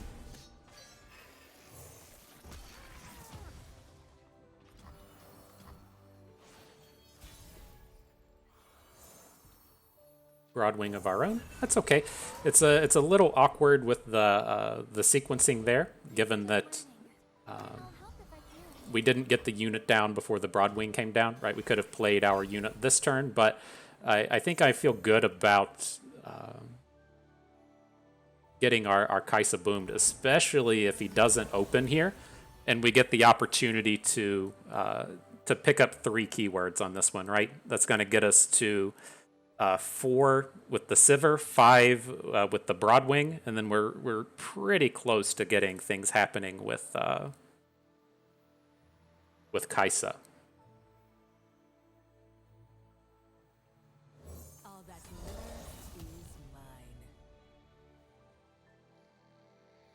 What's next? It's the living. He's gonna probably hook our Sivir for the trade. I guess I could see a world where he doesn't, and he just goes for a more value-oriented play.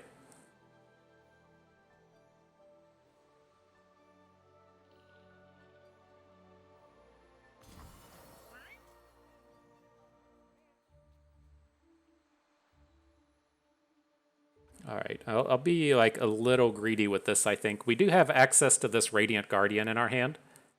And that potentially gives us an angle to recover some of this health.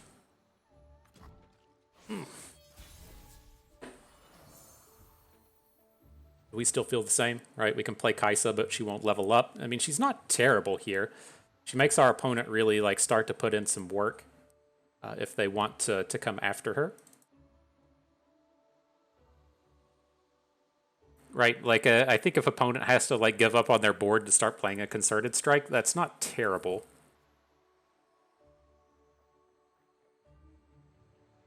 It's just like we're not like super likely to get an evolve this turn.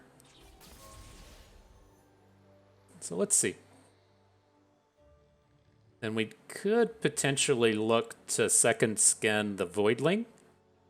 Just to go ahead and make it a 2/2, so if we do get to level up the Voidling, it becomes a 4/4, and it interacts with this board a little bit better. Not entirely certain I'm excited about a play like that, but oof, that was kind of gross.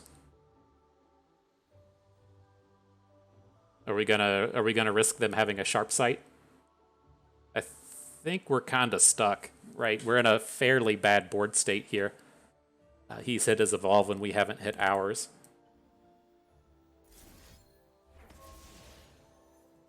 We can't go into this next turn without Kaisa having Spell Shield.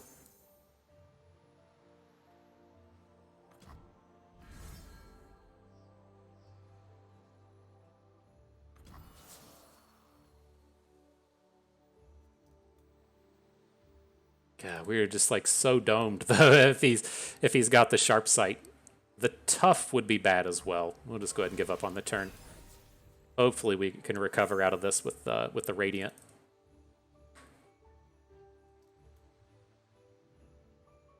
Then we do have an opportunity to hit both Evolve and make our units huge if Genvivi gets to land this turn. So it's like if he plays another card and we get to Genvivi, we have a lot of potential for greatness. Doesn't look like we're going to get to realize that potential, but it's there.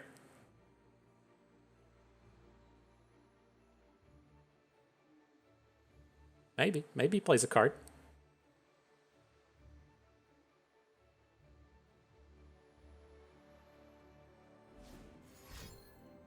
He's thinking he's playing cards, dropping Kaisas. Okay. So she got a flip. The other option we would potentially have is to we can supercharge and flip, right? That's going to give us the overwhelm as the last keyword that we need, or we could look to play a golden Aegis. I don't think we're going to get any of that in. Like we don't have any ways to stop his second skin from happening here. I'm just going to go ahead and drop the Genevieve and hope our stat boost is enough. This is going to be brutal. This Sivir is going to flip as well. My strength is yours.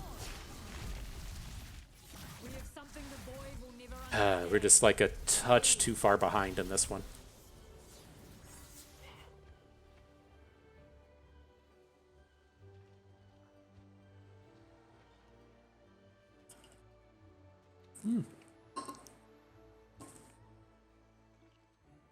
Spilled my Red Bull on my face. Makes the game all the more challenging. Oh, fuck. Okay, we're dead. We might get some kind of lucky if he makes a real over-the-top hook with Kaisa and we get out of it with the Absolver, but I can't imagine that happens when we're playing at this level. He should be coming in and just hooking our Genevieve and our Voidling and calling it a day. I'm coming for you. Okay. Damn.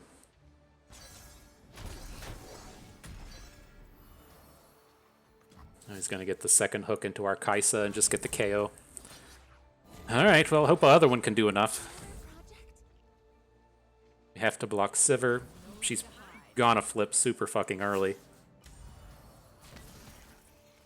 Oh, we're just dead.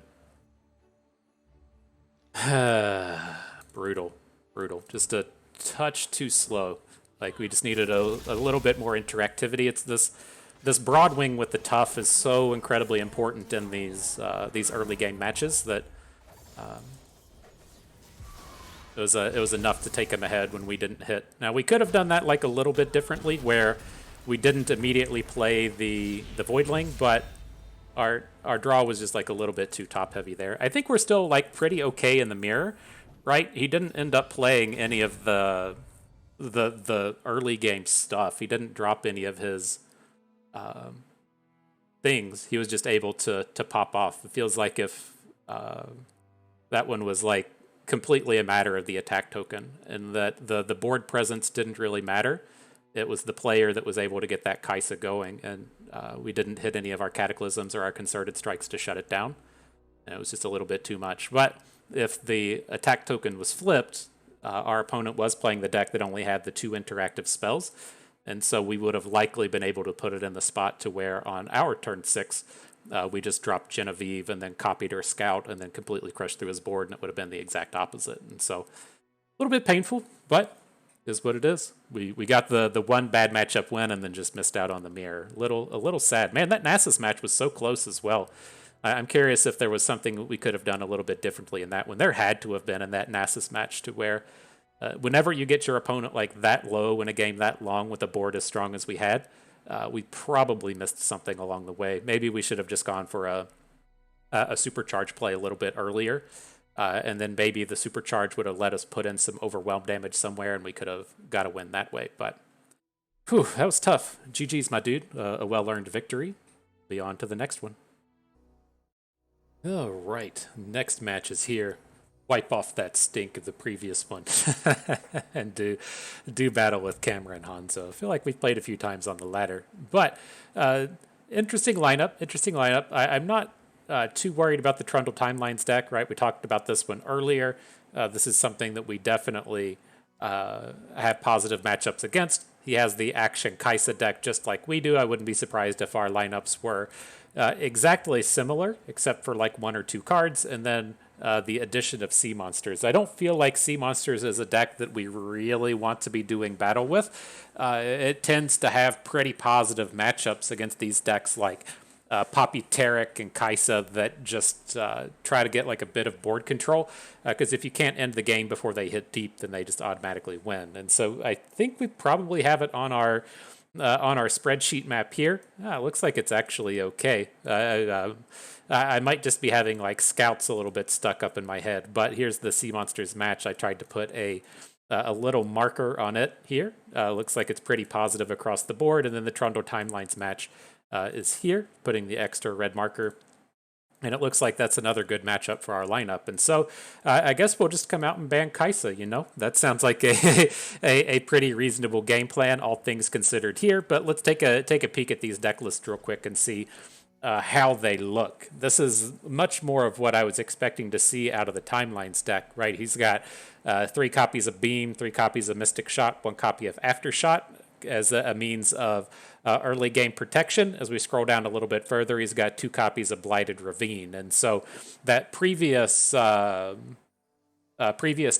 deck we saw was a little bit all over the place, but definitely not playing as much removal. This one is most certainly better tuned to deal with what we're bringing. And so worth noting out of this one, again, 3 Beams, 3 Mystic Shots, 1 Aftershock, 2 Blighted Ravines, and 2 Buried in the Ice as the kind of main and core means of removal. Coming out of the Sea Monsters deck, I expect to see a lot of the same, a lot of the early game protection. Not as bad as I was expecting. There's 3 copies of Vile Feast, 3 copies of Undergrowth, 2 copies of Withering Whale here in the middle. That was the one I was kind of interested in to see if we would see the bigger removal package come in. But otherwise, looks pretty standard and pretty okay. 2 copies of Megatusk for a little bit of heal, 1 Eye of Naga Kaboros. So, all right. I think I'm pretty on board and okay with these. We'll take a look at the Kaisa deck real quick. No intention of actually playing against this, but excuse me, it looks like it's a kind of close to the ground. He's bringing the 3 copies of Bethel the Elder. We aren't bringing any. And then the rest of the way looks fairly standard. This is looking very much like the What Am I version of this from right at the beginning of the patch, except he's playing Sivir over Kaisa, or Sivir over Action, and then bringing the 2 copies of Cataclysm. Cataclysm was the kind of newer addition to the deck list, but don't need to worry about that. Let's take a peek at these one more time. Try to roast in my brain what's in here because I'm not going to take a screenshot of it. He's got 3 Beams, 3 Shots, 1 Aftershock, 2 Blighted Ravine, 2 Buried in the Ice as the removal package. Okay. The early game stuff, not very much, though. We should hopefully be able to run over this. Just 2 Urchins, 3 Fanciers, 2 Vulpine Wardens. And so in terms of the early game action out of this, there's only 7 units. So that's kind of saucy for both of our Pirates and our Taric deck. I assume he's probably gonna ban Pirates, but interesting to note. Then out of this, the 3 Dredgers, 3 Scarabs, 3 Deadbloom Wanderers. Again, not much early game coming out of the deep deck. And then the 3 Vile Feast, 3 Undergrowth, and 2 Withering Whale, 2 Vengeance. Gotcha. And so yeah, what am I? He's not playing in this year's seasonals. I guess this patch's seasonals, not this year's. He was my kind of go-to to cheering on. If you got to cheer on somebody for seasonals, he was the only person that I would ever see playing Expedition. Right? We spent all that time playing all of that Expedition, and What Am I was the only one that ever seemed to be in the queues, at least in the times when we played. And so I always liked to cheer for him as the Expedition posse doing well out in the constructed scene, but. He's doing so well that they called him into the broadcast booth, and he's not going to be playing seasonals this one. Now I don't know if that's because I don't know. I didn't catch everything with Mage and Bay in the last seasonals, but I know that he's out playing Flesh and Blood somewhere this weekend. It seems like the Flesh and Blood Pro Tours overlap pretty handily with the Runeterra seasonals. I think that's happened to him twice now, but. I'm curious if he's not in the mix, if that's because that's why they called up What Am I. But all speculations aside, doesn't affect anything here. We'll look for those early game plays as usual. See if we can't outrace the Sea Monsters. Alright, sometimes I will hold off on this turn 1 Fleet Feather Tracker. Right, it's not going to be doing a whole lot against this deck, but having the second one in hand, I'm pretty okay with running just directly into Vile Feast. And so if he has the Vile Feast for the bird, it's pretty good for him. but we still get to build up board while losing that unit.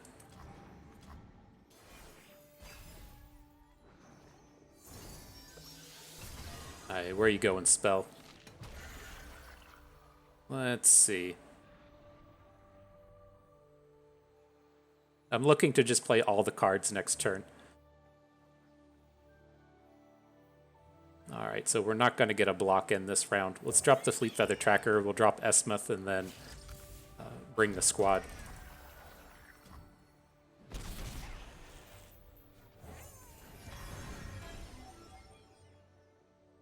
Let's see if you survive, little bird. You got to dodge some more drains. Together, we can do this.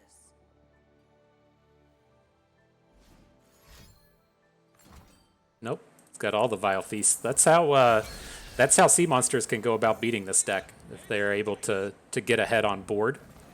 They have some seriously powerful tools, but I think with this one, we probably need to start looking at building up our Esmuths. And so I think I want to bring an attack like this. We can make a 4/4 out of the War Chefs. That's probably going to be the way to go. And then just kind of offer up the trade with Taric. I don't want to lose 2 units in this combat. We shouldn't be losing 2 units either way, regardless of the way that we sequence these, but I still want to stick with this War Chefs as the means to power up. Alright, now we just need something that pops. We need to find a Taric, or we need to find Poppy. It's one of our big spells, or one of our big units to go with our spells here. Blanking on this turn is incredibly bad. I assume he'll just send it right back to us. Yeah, this is bad. We got to find a big play. Fleet Feather Tracker is not it. Fuck.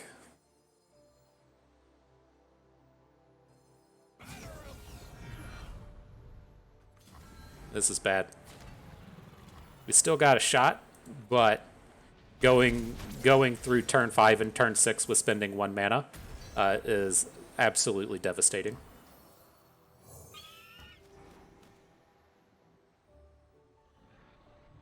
Again, we're still in it. We can most certainly pull off a Taric if we find a Taric, or if we find Mountain Sojourners.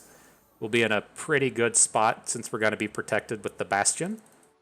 But man, that's the way it rolls sometimes. But here we are safe to fill out the board. He's not playing Ruination. We have a Ranger's Resolve if he's going to try and Withering Wail us. So we're good in all those senses. Fucking A. Alright, gotta take down this Sea Scarab. And then we're just gonna try and keep punching in with the elusives. I didn't realize we were gonna be playing elusives today. But that's what the doctor ordered, apparently.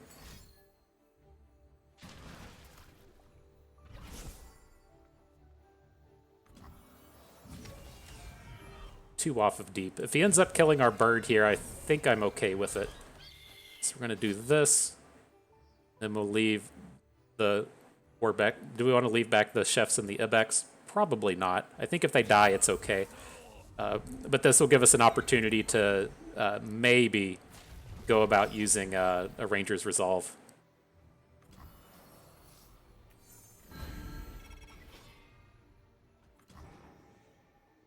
It's pretty big. I wouldn't be surprised to see him go deep now.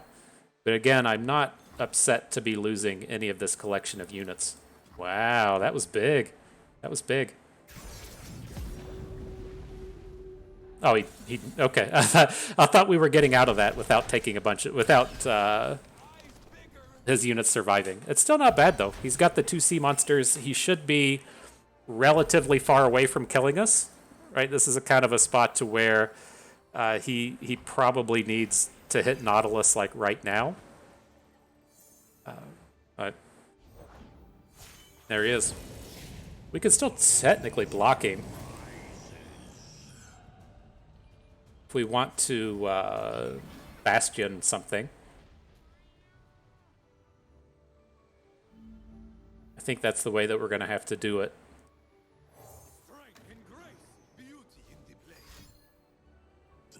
So we'll get another dude on board. Kind of gross. Yeah.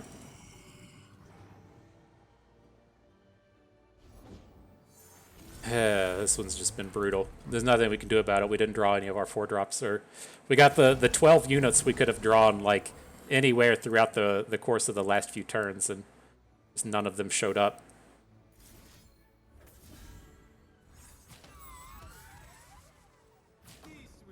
Gotta block one more. I don't like if he didn't pick up the Abyssal Eye, I still feel like we would have an opportunity to win this game. Like if you hit a Mountain Sojourners and then you would got to hit for 8 and then hit for 9. That's one short here, but that would have been a means to come in and close out the game. Now we're just too short. Damn. That's brutal. That was a matchup we really needed to win.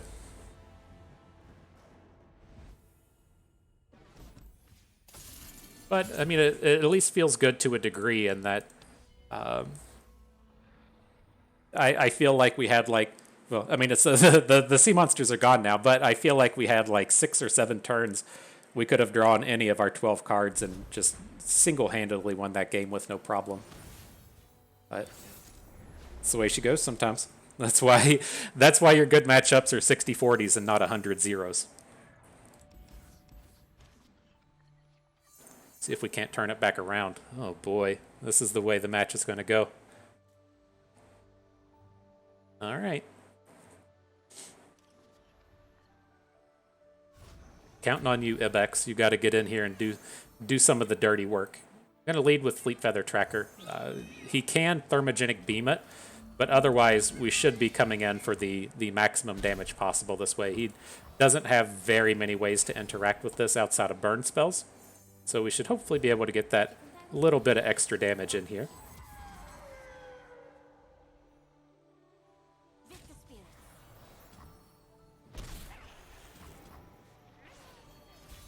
All right, you got something cool for us, deck. Tayari was perfect. Today base camp, tomorrow the summit. So the thing we'll have to worry about now, we're starting to recover a little bit. If he has a Blighted Ravine next turn, we're really going to suffer. But if we can get through this turn, then we might be okay.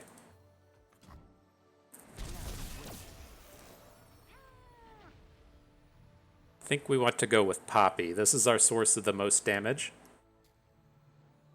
Again, like, I mean, maybe we do just have to go for the Taric since he's the one that can survive a beam.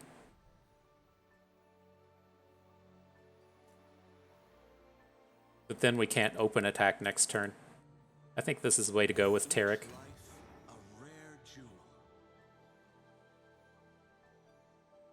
We're still like short of next turn of doing like Poppy plus Bastion, which would be quite excellent. But the downside to this is we're coming up on turn 5. And if we aren't killing him this turn, that's when he gets to start playing Buried in the Ice. And oh boy, just I don't know. It's just like not even worth getting mad, right? Not even worth it. All right, how big are you? You're a 4/3, not big enough to take down the Vi. So we'll move you over with the Caitlyn. His Vi blocks. He does have a Vi block onto the Sojourners, but we'll just end up playing a Ranger's Resolve this turn.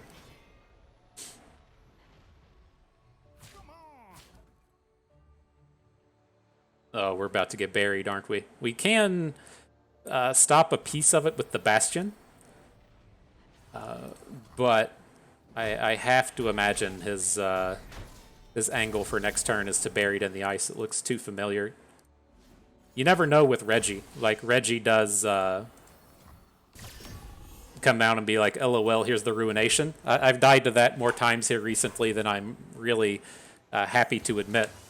But, oh shit, he spent all of his mana. Okay. I'm back to feeling okay. My mood has lightened as the Buried in the Ice doesn't hit. Gotta protect our Taric here by, I believe. Now we can get a pretty powerful round of attacks in this turn. We'll go ahead and wait and see what he does. I'm not entirely certain he just hits right now, but if he doesn't hit right now, we get a chance to drop Poppy.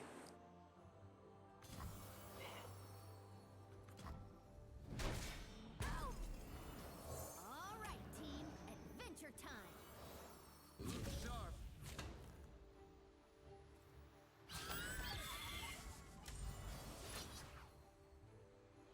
I mean, if we're gonna just hook the Vi, we don't need to put the rally or the barrier onto Poppy.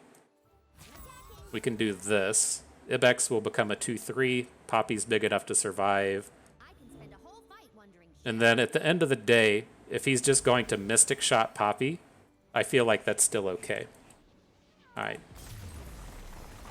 He says, that's enough, Bust. That's enough. Victory is a thing of beauty. Alright, game 3. Yar, matey. Bringing on the pirates. That's what people say is yar, matey.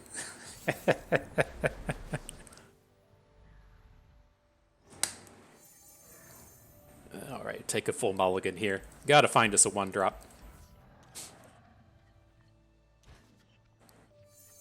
Did not. Boy. How about now? Oh boy.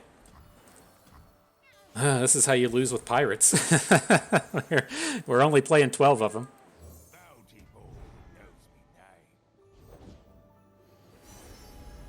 We'll just wait. I don't feel like there's much reason to go ahead and just trade with Reggie.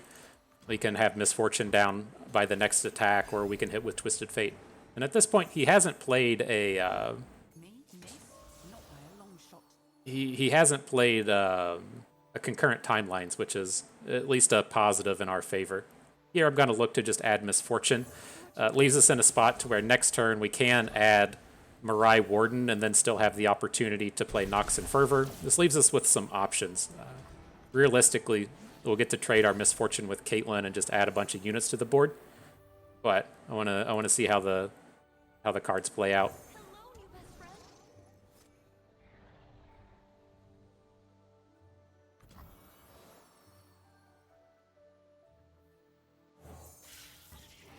Okay. If his angle here is to just drop a Blighted Ravine, I feel like that's pretty okay with us. The question is, if he's just angling into a Blighted Ravine, do we actually want to attack with Misfortune? Since that lets us get into this curve to where next turn, since she's still on board, we can just add Twisted Fate and then open with Eye of Nagakaboros. I think I'm on board with that. Like, I'm usually very, very heavily angling towards attacking with Misfortune and just making the trades, but without him spending mana here, this just kind of reeks of a Blighted Ravine.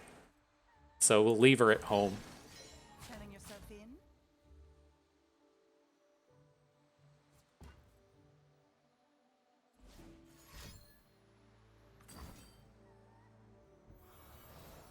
Interesting. So he drops to 3 mana, leaves Reggie at home. I know Reggie's no good against these blocks, but it's kind of surprising. Fresh Caitlyn. Okay.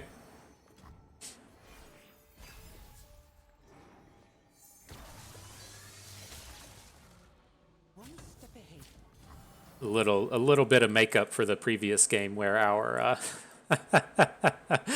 where our dude fell short. Not surprised to see Reggie come in. I think we can take this.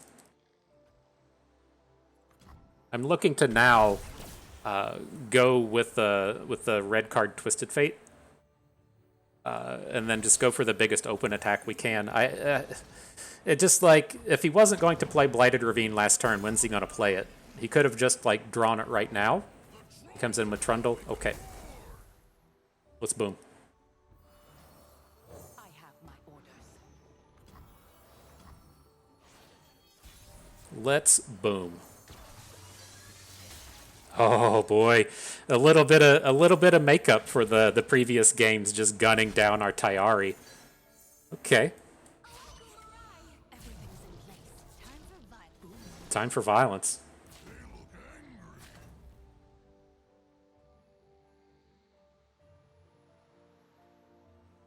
So we're coming in for 10. I would like to pop off a Nox and Fervor, but if he gets to like play a burn spell onto one of our units, then it just fails. So let's let this combat happen. See if they spend some mana, give us the opportunity to get the Nox and Fervor in. Okay, he's out of range now. That's fine. Whoa. Gimme all the heals, he says.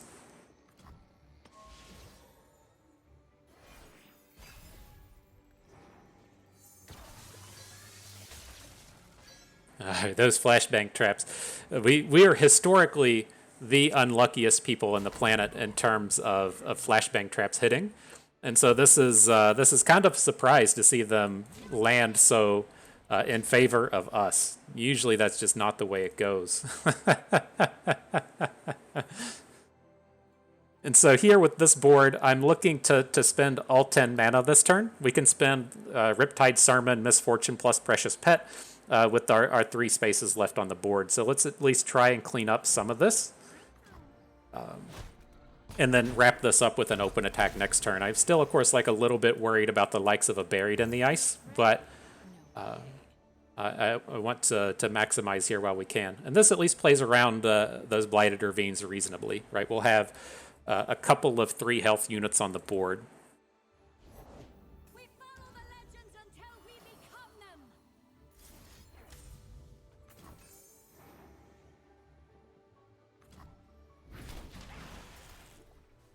All right, drop that Sermon. Get this Precious Pet down. Let's see what happens, yo. Interesting Eye of Nagakaboros. If he doesn't block our 3/3, then we can grow it. He's most likely block our 3/3, but you got some options there.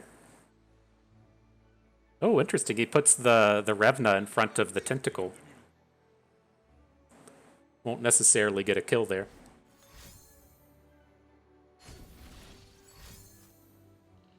Three Sisters for Flash Freeze. That drops him to Exacties. And we got him. GG. Our run does not end just yet. We're able to pull down the victory. GG, dude. I feel like we've played like 8 games on the ladder here in the past week. I feel like that was a familiar name. So thanks for the games. 2-1-1. Let's get ready for that next one. All right, round 4 underway. What the funk?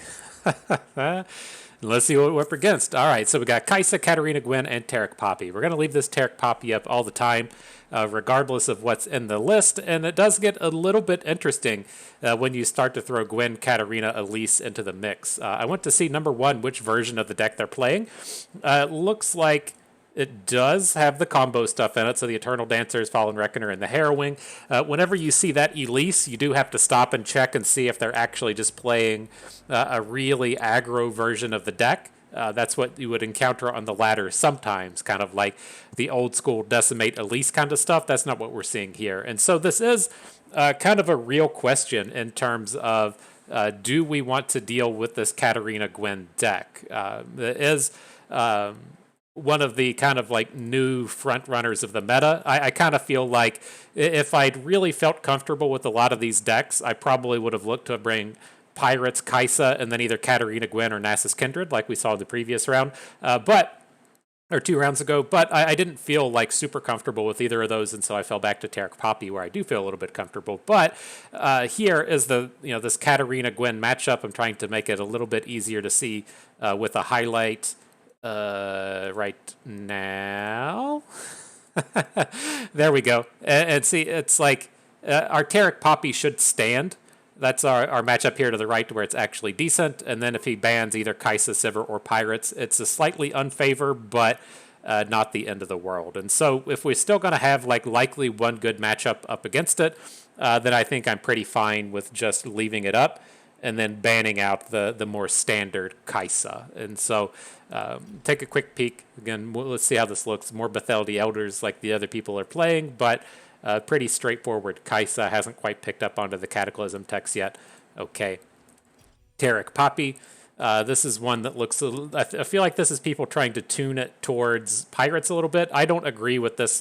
Things like Solari Soldier, Guiding Touch, Pale Cascade, Concerted Strike. I prefer just playing a lot more pop, as I like to call it. Their deck doesn't have nearly as much explosive potential with only 4 rallies, but they do have a little bit of protection to go along with it. And so I'm quite familiar with this lineup. I'll remember it for the most part. Katarina Gwen.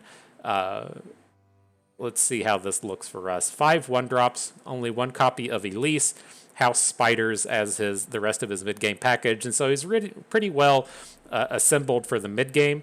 2 Harrowings, 1 Atrocity, no big removal spells. And so let's do this. I was kind of intending on starting to take some pictures of these. Let me go ahead and start to screenshot this stuff. I don't feel like that's illegal, and so... let me just go ahead and get a piece of that going. So I got the top half. Let me see if we can't get the bottom. I'm just not going to deal with it. Let's just remember. That's the way you get to the top. That's the way you get to the top ranks. You just say, I'm not going to deal with it. And so the big things to remember out of this Elise Kaisa deck are going to be they only have 2 Vile Feasts, 2 copies of Hate Spike, and that's it, outside of the 3 Ravenous Flocks in terms of removal. And so they have this really big unit package, just a little bit of interactivity. And so the things to note, there are Arachnoid Sentries in here. It's like I wish I'd gotten to play a round of this with the Battles with Bust series, just so it could be a little bit more familiar. But I think this is fairly straightforward. 2 Hate Spikes, 2 Vile Feasts, 2 Arachnoid Sentries as the interactivity package. Okay. And then Taric Poppy, I remember. I've gone down to the depths with this, and again, I don't really agree with this version to where they're not playing the big support package. I think we should be coming out here just with the real early game thing. The thing to remember against this Taric Poppy is going to be that they're going to be trying to control Decus. Their combo will come off a little bit later and a little bit less power, to where I'm hoping that since they're only like real interactivity are these Petricite Broadwings and then the 3 Fleet Feather Trackers, that if we can get a little bit ahead of them, we should be able to snowball with our Taric Poppy deck. But pretty happy with any configuration of these matchups. We're just going to ban out the Kaisa. I wouldn't be surprised to see them do the same. All right, the preparation phase is ending. Stuck at 0, that's getting me a little worried. I'm not sure if we need to reset the game or not.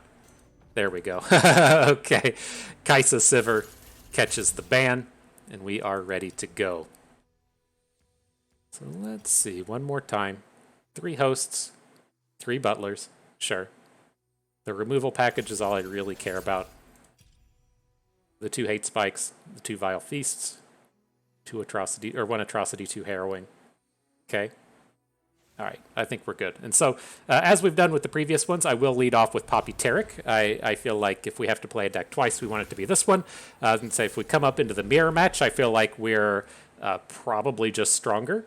And so, let's see how it goes. This is a space to where I'm not entirely opposed to hanging on to a Ranger's Resolve. The thing with Ranger's Resolve is it fits into your curve kind of nicely, and you oftentimes just use it to trade 1-for-1.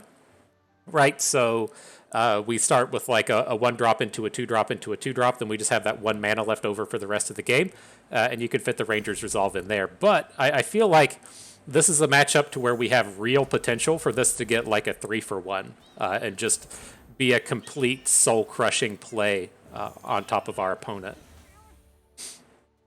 Let's see if it comes down to that. With the way that this has started, we will have to try and get in a hook with our Esmuth. I can't let him just take a free hook onto Esmuth with his bird. And so let's see how this goes. We can reasonably safely next turn Ranger's Resolve if that's what we want to do, but I don't feel like that's the place. Like, right, if he Fleet Feather Tracker hooks our Esmuth, then we can Ranger's Resolve through it, but we've picked up a lot of top end here, and I'm getting a little worried. Interesting. Okay. Let's just wait for the mana. And we picked up a bird. Beautiful, beautiful. That's a curve a brother likes to see.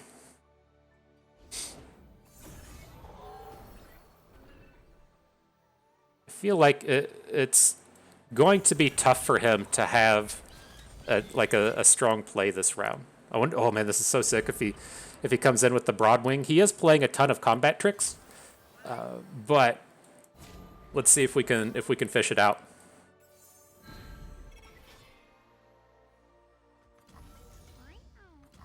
Oh buddy, oh buddy, that was quite juicy for Team Bust. So he can't have a combat trick at this point, right? I'm always right, so. So that's clearly the case.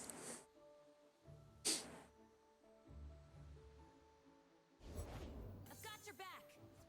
Okay, a little unfortunate here in that we can't kill his units with ours surviving, but I think I do want to at least get this Bright Steel off of the board so we can make an attack like this, and then I feel like our bird is going to just be our weakest unit from this point. So we'll go ahead and try and get a trade in this way so that we're still left with our Fleet Feather Tracker in the background.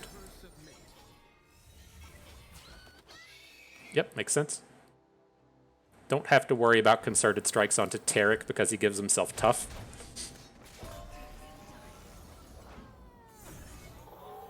And then we do have a fairly interesting Taric in our hand, right? We can just give something +3/+3 if we want.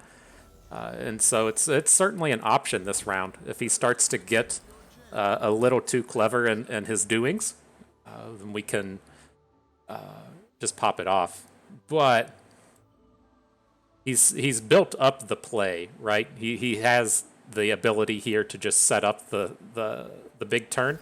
I'm going to go ahead and just lead off with a barrier. So he's added Taric. Now we get the advantage of going first. We'll get the opportunity to maybe kill one of his units and definitely have our Taric protected from this point. So if he spends all of his mana this turn to play a rally, we have a pretty big opportunity to just get out in front of him. We will be one short of flipping our Taric though, right? We've got a Taric support, an Esmuth support, and then a Taric spell. That's only going to get us up to 6. Okay.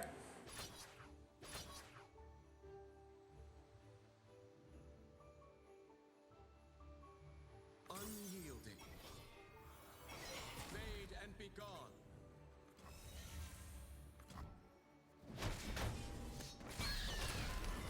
To protect all. See how this goes.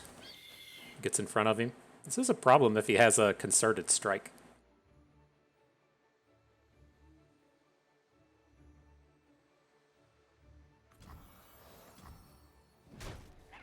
Not yet, at least.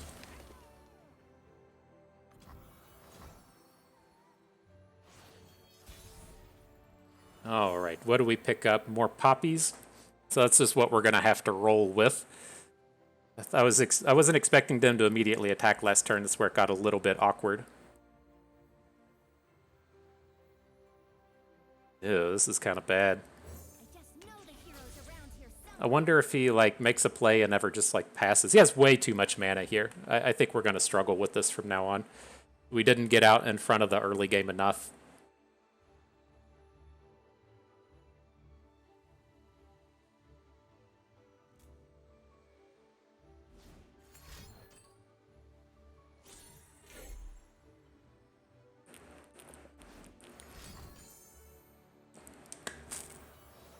Yep.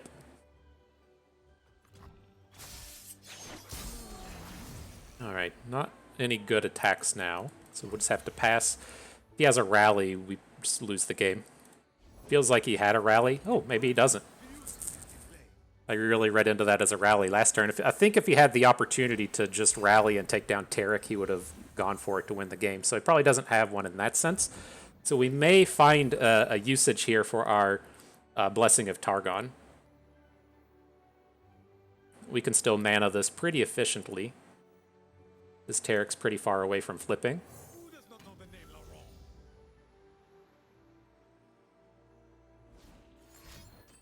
The Pale Cascade. Okay. Making them big value plays. We just like have to pop off next turn. We need something to go right.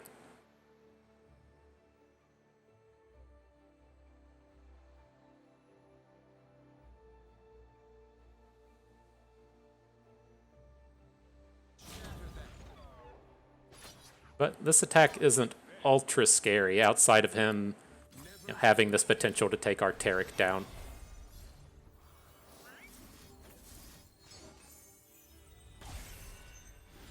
I don't know. He hasn't played any rallies. He hasn't played any concerted strikes. It's very odd the way that this has been kind of sequencing out. There it is. Okay. Probably just dead.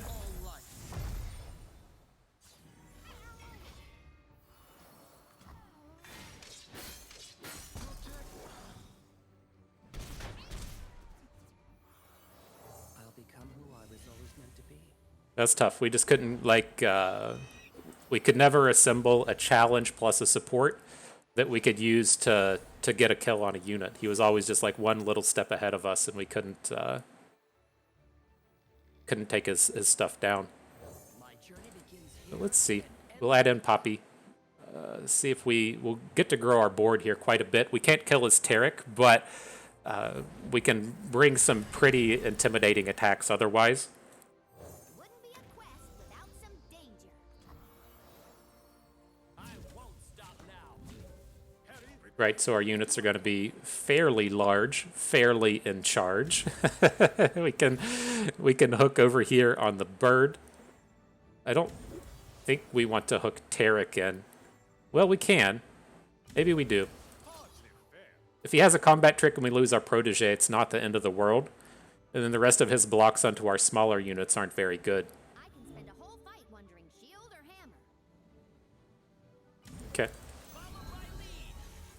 Man, so wild. I thought that 2-for-1 early on with our Rangers resolve was for sure going to be enough to carry this one, but just couldn't quite get the snowball going.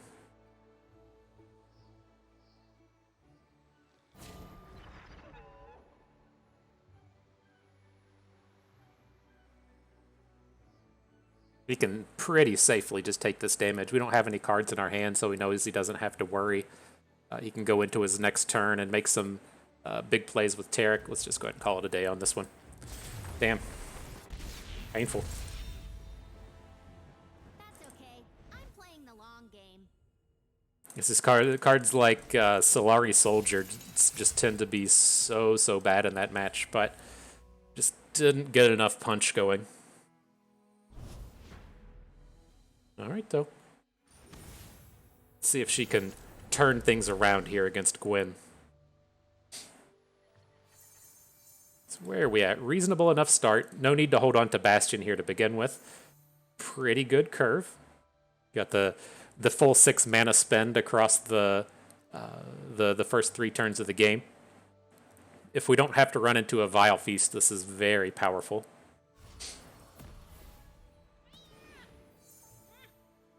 I think we can switch to Ibex. Drops Boisterous Host. Yeah, we're not gonna kill the host with the Fleet Feather.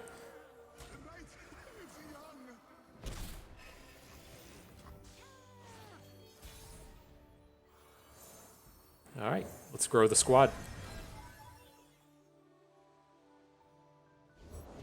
There's nothing. No hate spike? Sounds good.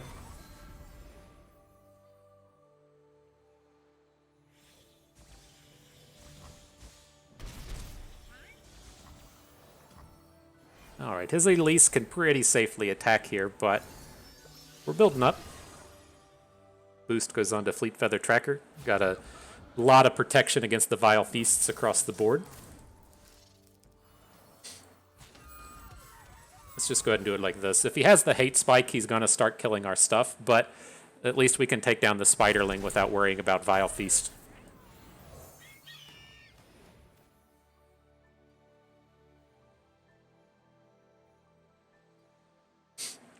So the question here, we're playing this bird 100% of the time. I intend to come in with Taric next turn as well. The question is, do we want to go for the Broadwing or do we want to go for the War Chefs? And I think the Broadwing will be okay. We're still getting good hooks across on the Butler and on the Elise. We can boost it with Taric if we want. And then we might even find ourselves just playing War Chefs plus Fleet Feather Tracker next turn. Not playing the Taric just yet. Okay.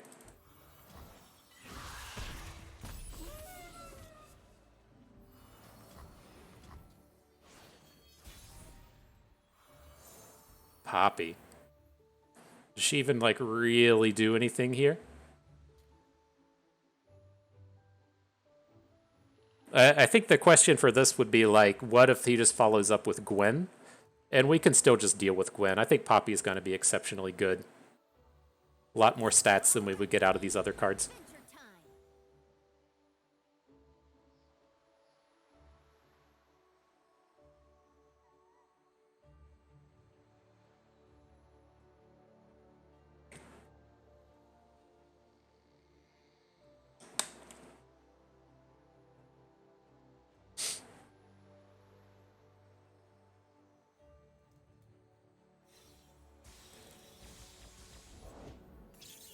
House Spider. Okay.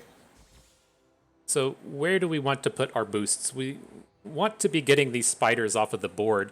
I think we're just going to have to risk Poppy dying. It's not that big a deal if she does.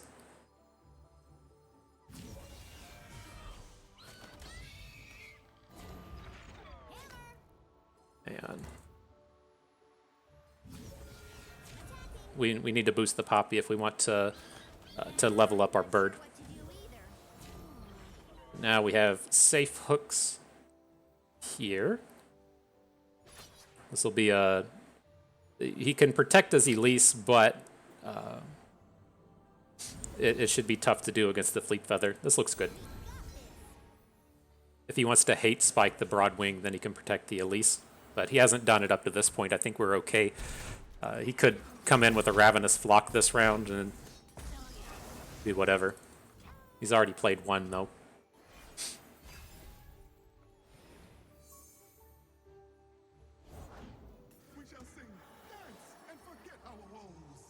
I'm gonna go ahead and come in with the Ibex. I'm curious as to, like, if his angle here is to follow up with Gwen. Yeah, she's not that scary. Each life a rare jewel. And we can follow up with just this big full board attack next turn.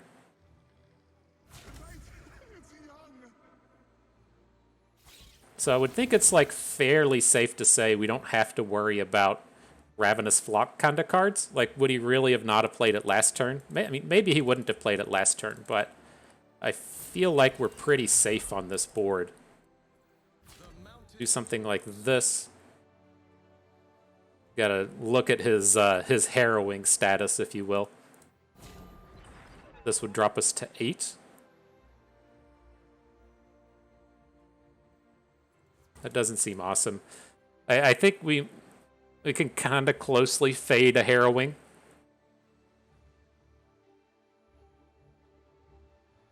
And I guess the thing with next turn, where's he going to be at 2-4? He's only going to be at 8 mana next turn. We can, like, play 2 more units. We don't just have to open attack.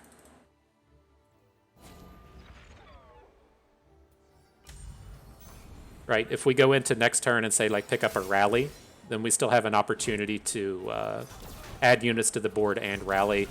If we pick up a Mountain Sojourners, we're going to want to play it. Broadwing. Maybe we do end up opening here. It sucks our big power is coming out of the Fleet Feather.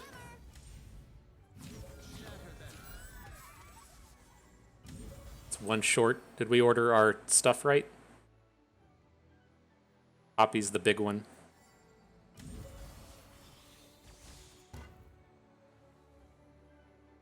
I think we did. Just double check. That's still 16. Okay, let's add a unit to the board. How close is Taric? Oh, he's not close to flipping at all.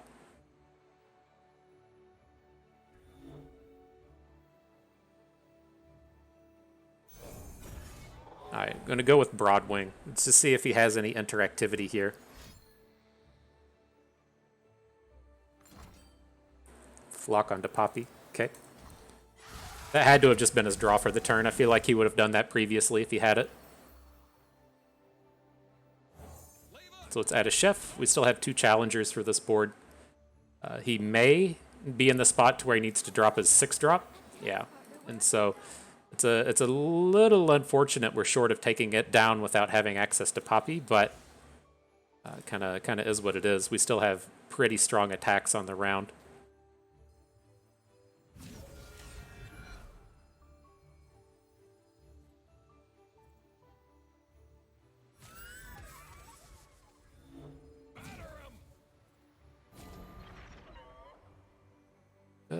Don't entirely like how this is starting to look. I think, well, this is okay.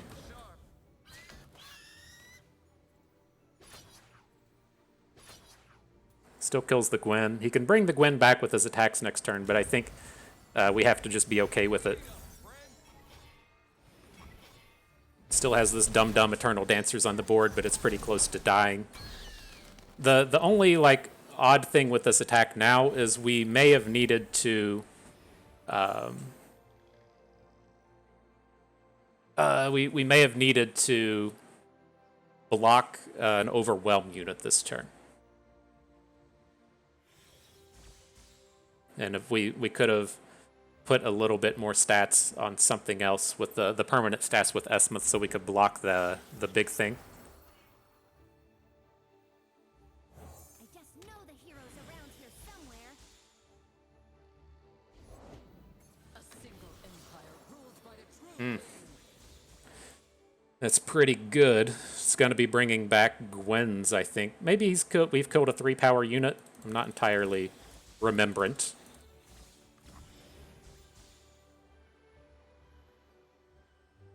We can't kill this Ruined Reckoner, though. We have to keep it alive.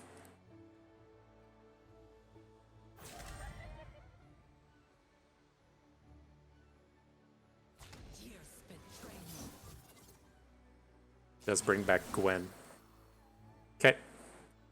So Taric has to come out here.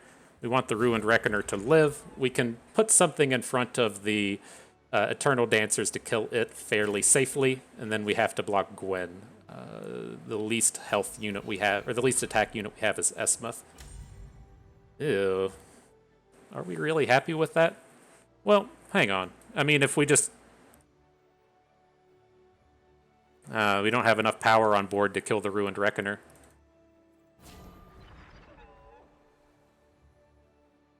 Can't let this dumb attack again. I mean...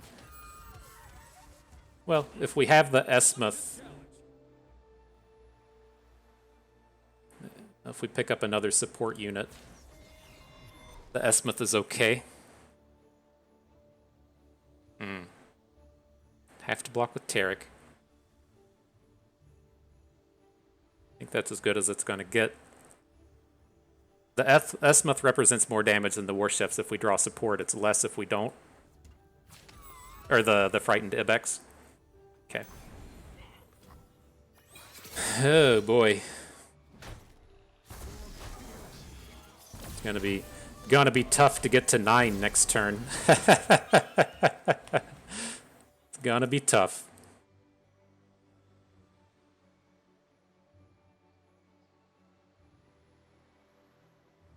Whew, what a collection of cards. Coming right down to the burner. Hope you all got your butt cheeks properly squeezed. All right. Block. So, I mean, it feels like we're ahead. I mean, we're down a few points of health, but we have 2 units on board to his 0 units on board, and both players having 0 cards in hand. And so, Ibex is a lethal. He picks up Phantom Butler. Okay.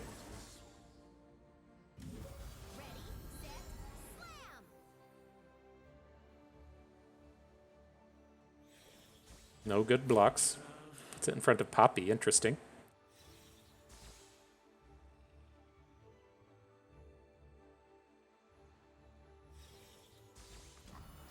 All right. Whew. Squeeze them, boys. No harrowings, please. Okay. Let's go. We can handle that. Why? Oh, he's attacking because he has the Hallowed.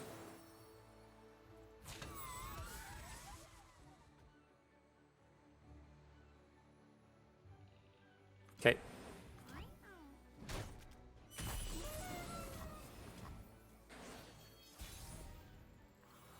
All right.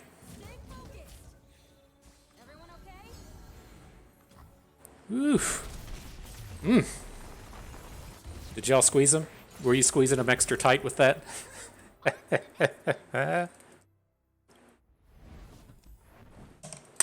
GG. On to game 3. The Pirate Menace coming at you. This was a slight matchup, slight favor in there. Is that how that goes with Pirates? Yeah, Katarina Gwen. But, I mean, I can't imagine people are really amped up to play against Pirates. It just doesn't seem like that's the case. I think we'll hang on to Misfortune here. They have a lot of 1 health units. Sometimes I like to mulligan her away and look for something a little bit more aggressive, but I think with the just sheer volume of 1 healthers that they have, we'll hang on to her for a turn 4 attack.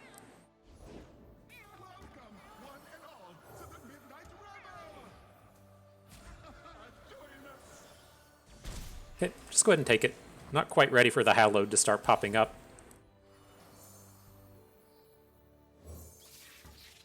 Precious Pet was a delightful draw.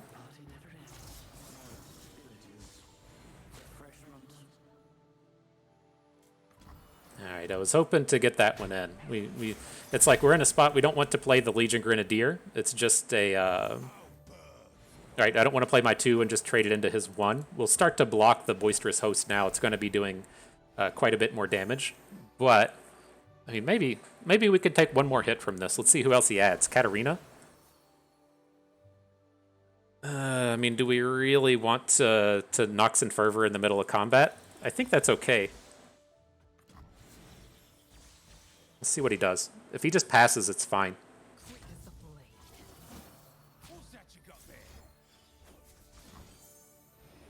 Okay, get hit for a 2-for-1, but I think this is still recoverable. And then it'll be exceptionally good if we pick up a 1-drop.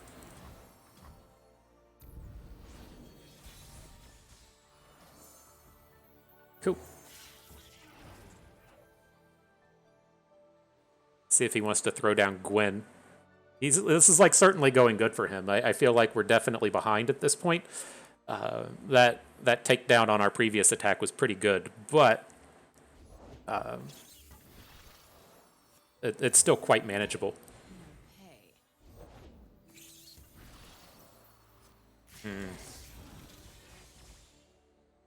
Okay, we can't get involved with these house spiders. So if he has a Ravenous Flock, he at least has to wait until the next turn to do it. But again, this is another fairly bad spot.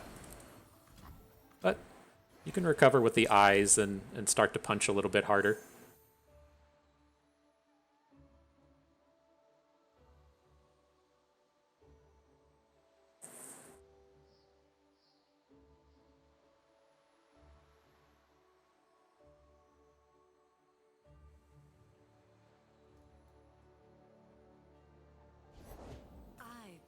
Elise coming at us.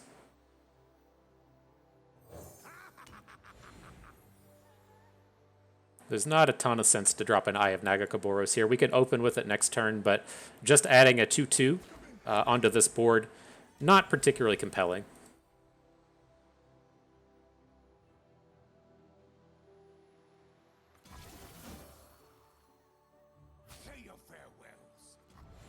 All right, and then we have to be mindful of our health at this point.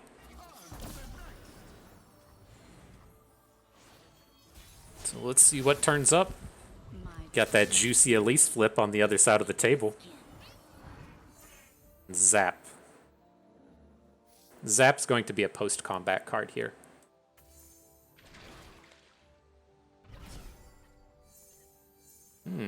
Picking up Make It Rain is kind of interesting, though.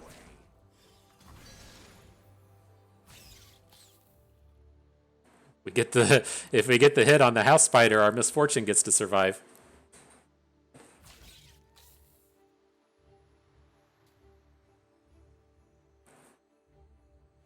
It's one of these spots where it feels like if you want to keep the Elise back, then you're losing all of your spiders. How much advantage are you going to get with this? Like, are you just going to use her to try and hook in Misfortune next turn? It's like we're going to see a hate spike.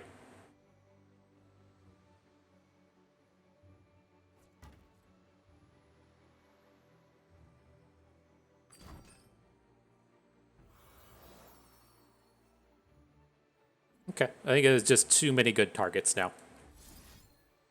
Squeeze them, boys. So we protect our Misfortune, hit the Spiderling in the back line, but we don't protect our Grenadier. Okay.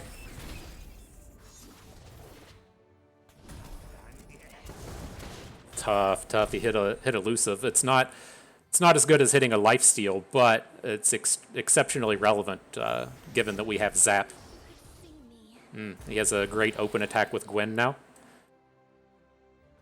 Okay. She gets to dome us for about 1 million. Give or take. What's this at? 2 deaths. Gwen would hit us for 7. Oh, okay. I should never tire of something so grand.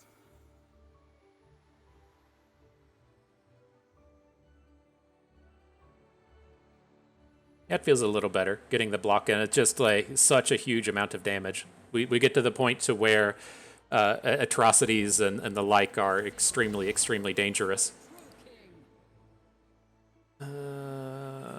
Okay.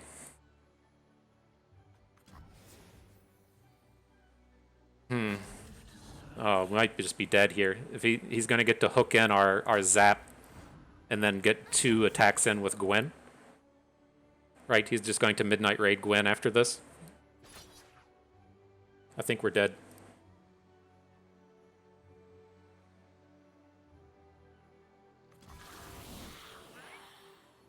Five.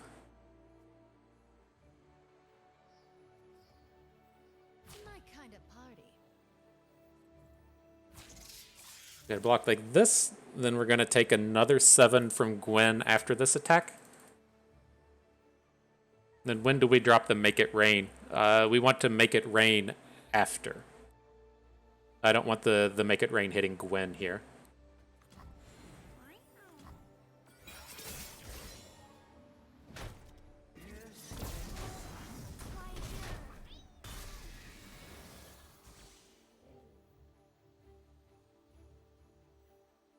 I have my orders. All right. Oh boy, an elusive Gwen. What a joy. Take us to 1. Awesome. Awesome. We'll make something totally new. Might have been worse than just hitting lifesteal. All right, we take down the Elise Miss on the Reckoner.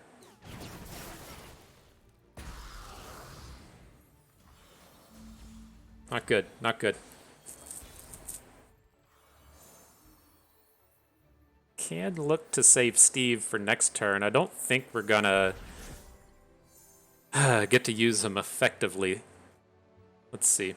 I think this is gonna be a turn to where we have to red card, but then if we like put Twisted Fate down and red card, we can't do anything about the Gwen next turn. And we're like way short of lethal right now.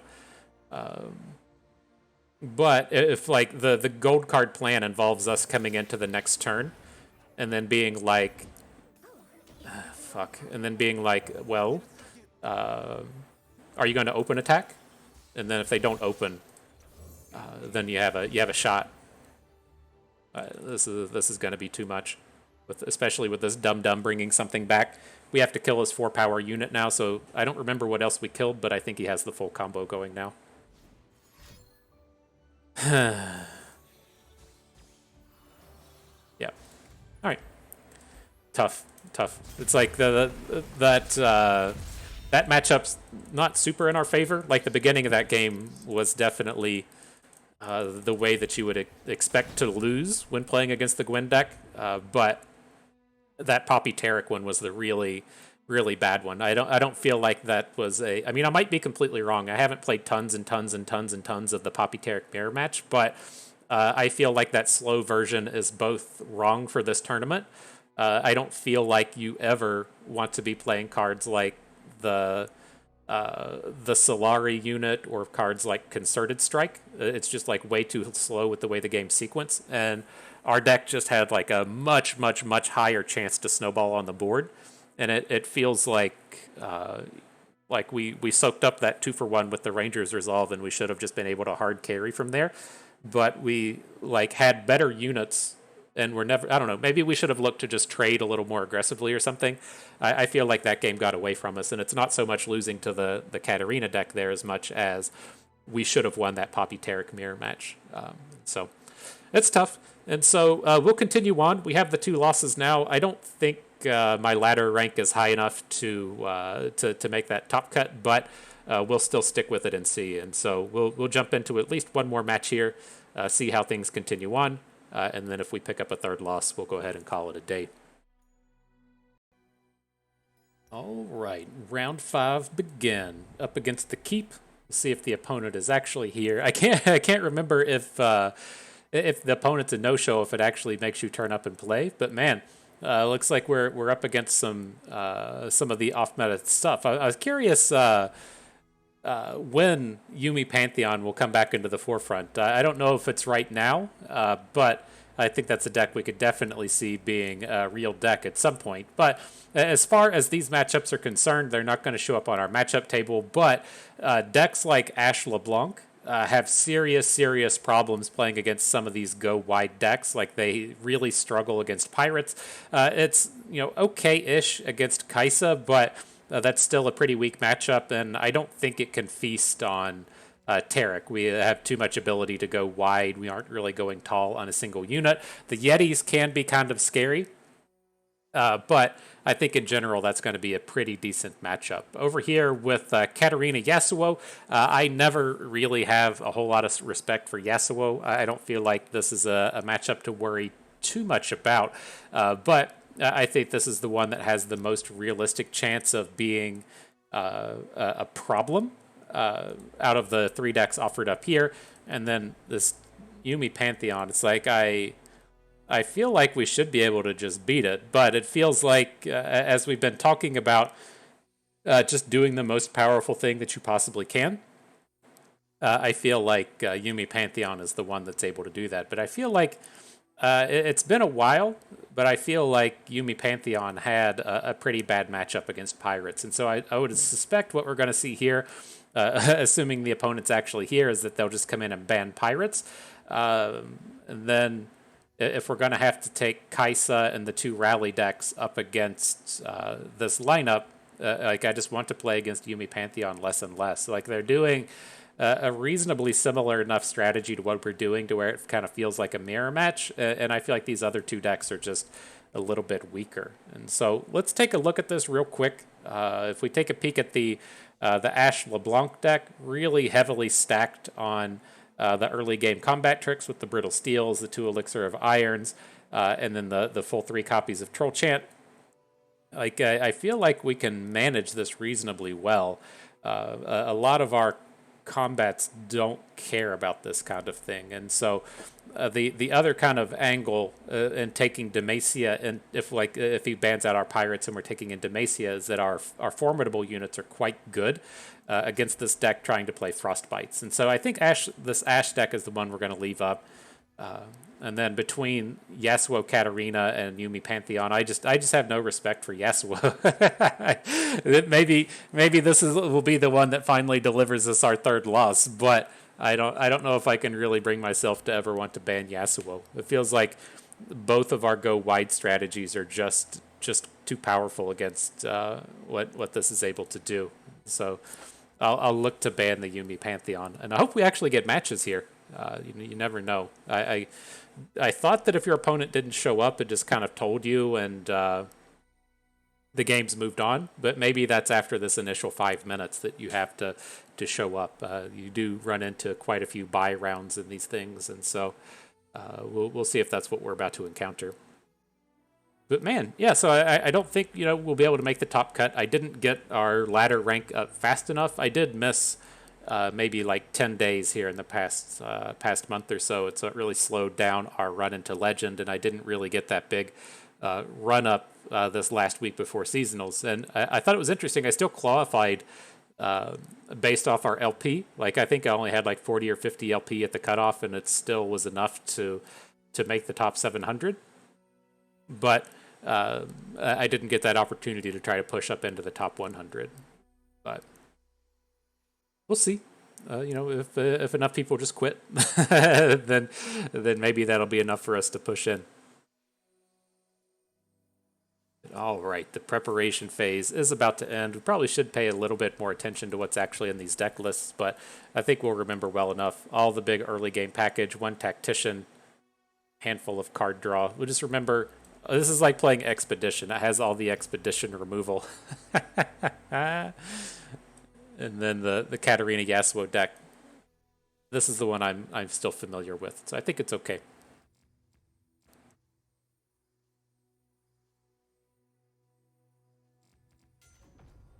All right, bringing the ban onto Pantheon.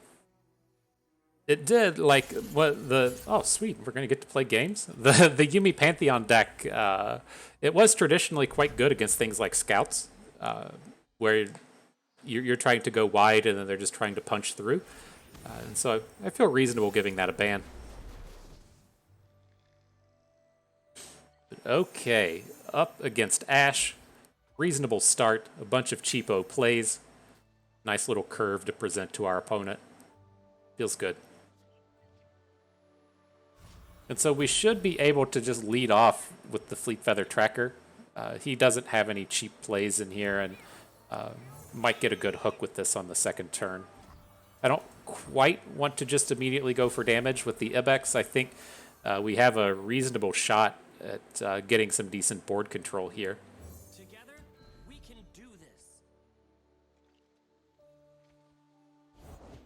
Locked and ready. Okay. Just play it a little slow. It's like, I'm not quite ready to just trade Tayari for an Elixir of Iron, right? We have this really nice buildup of board here. And I think that if we just play it a little bit slow, we'll have the potential to get the Mountain Sojourners down. And then they should be able to give us a very big attack. We're about to start having, a big blow up turn anyways. We spent all of our mana in the at the beginning here. No banking for us. We got it all spent on the units. Immediately draws the Yeti.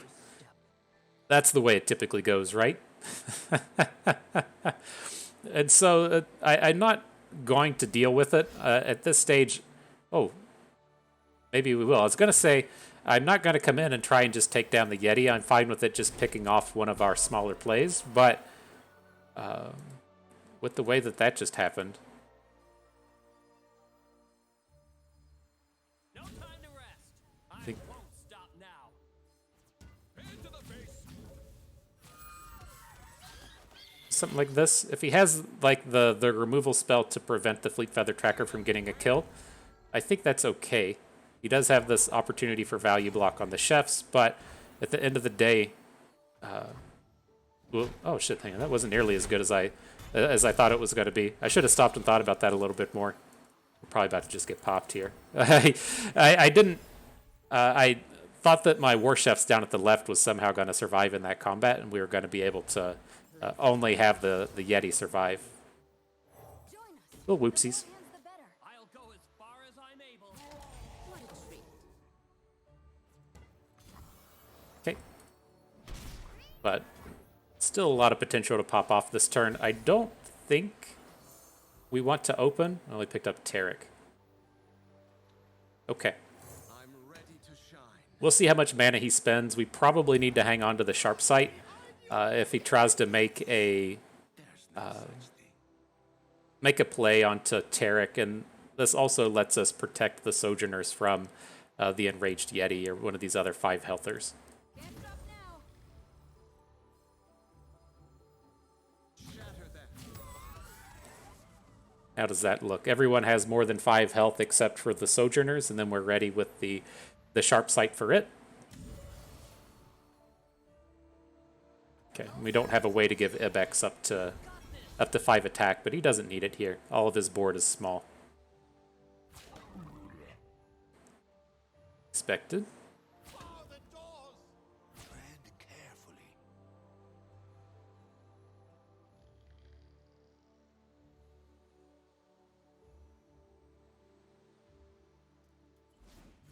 What you got for us? A Flash Freeze. Still going to protect down here.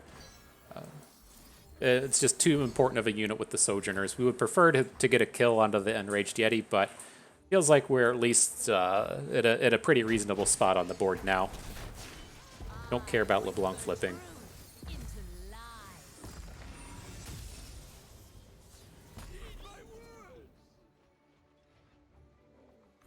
So this is the kind of matchup as to where the Poppy Taric we played earlier, I feel like would be reasonably stronger, in that we ran into that turn to where we should have probably just passed, but our deck doesn't have enough build up to just sit around there.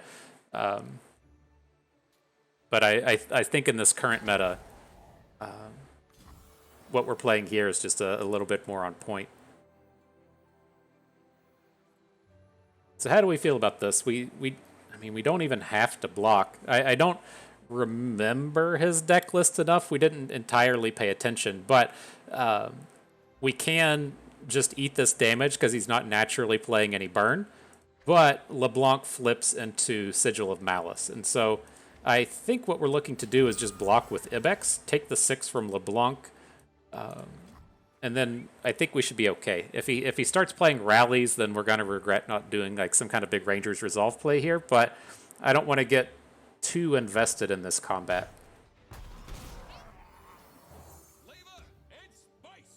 Right? If he's full comboed us here with the Incisive Tactician, then I mean, good job. He plays 1 copy, so if he's able to do that here, I'm not sure if he'd be at Reputation. He should be. Like, LeBlanc is hit like twice, the Yeti's hit twice, and so the Tactician could pop off here. If you're not familiar, it gets to do an infinite combo with LeBlanc. One must snack the word before burning. Okay. To plunder is to die. Well. Didn't do that exactly right. We have to be able to take the Tactician down with our Taric, though.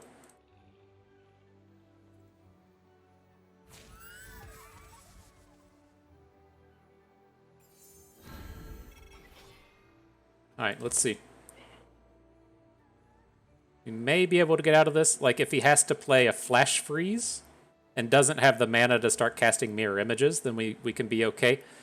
But this is a real pain in the dick. Okay. Oh, and he did have an extra LeBlanc in hand, so we didn't...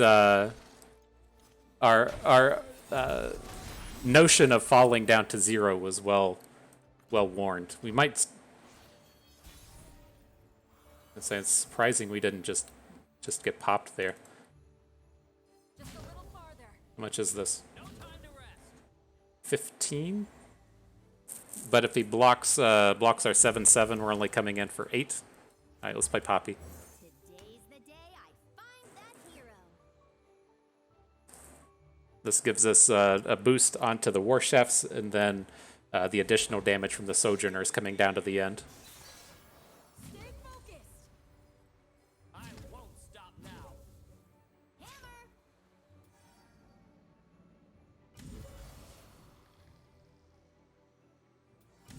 So how do our stats stack up here? I think this is okay. This gets our Poppy up to 7. All right. Brace yourselves. We're definitely losing our Sojourners to the Ice Veil Archer. If he doesn't have to prevent the lethal, right? We only have 8 from our smalls over here.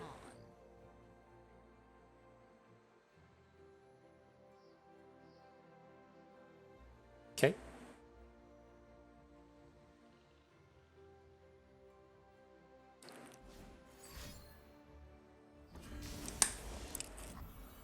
Sure.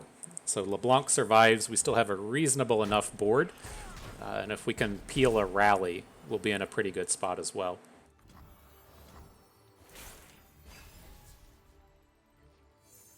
Not a rally, but a sharp sight. Potentially be enough to kill his main LeBlanc. Classic misdirection.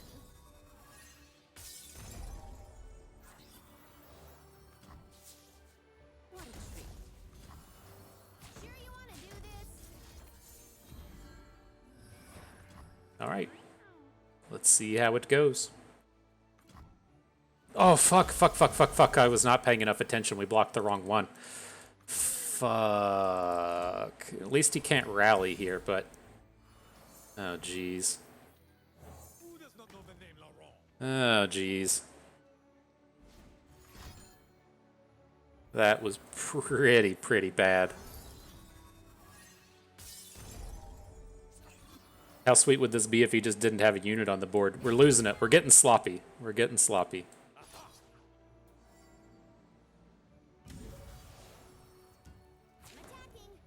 All right, at least our big boy can survive this way. Everyone okay? Gotta tighten this up, folks. We're playing a little sloppy here today. We're getting into the casual rounds and we're starting to play more casual. You gotta focus in. Sure. Definitely should have just lethaled it here though. Oh my gosh. Okay. Okay.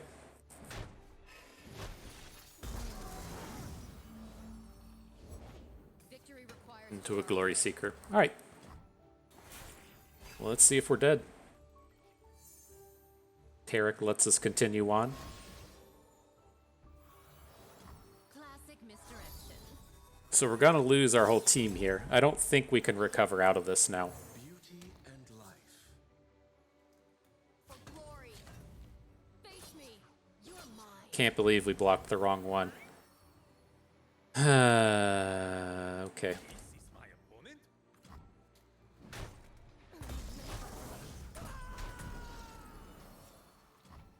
All right. Well, let's see what the deck offers up. I bet it's a Ranger's Resolve.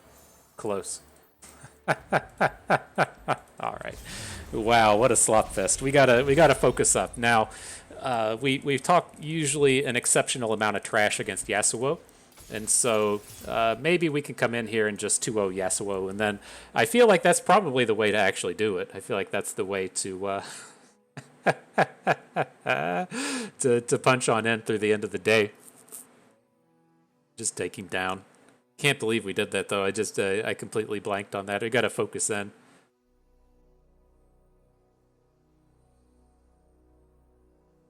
People come out here and say, how do you even get to Master's Bust? You're starting to do stuff like that.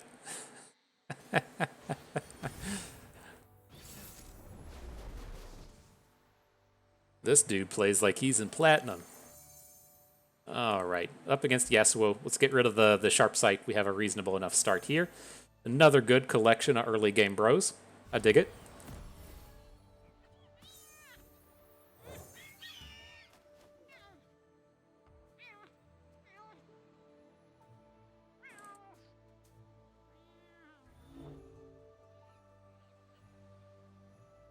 What you got for us? Anything? Something? Nothing? Alright, not quite ready to trade for the Mornt. We could offer it up. I don't think he takes that trade often, just because the Mornt is one of the sort of build-around-y cards for these decks between both Yasuo and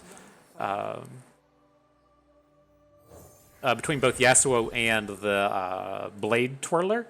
But if like we're getting a couple of opportunities here, right? He either brings these attacks in, these units get sent back to his hand, and then he just has no board. And then now he has to deal with us potentially getting value hooks into the Morn. He doesn't know that we have Taric in our hand, but we can take these things down without losing our units at this point.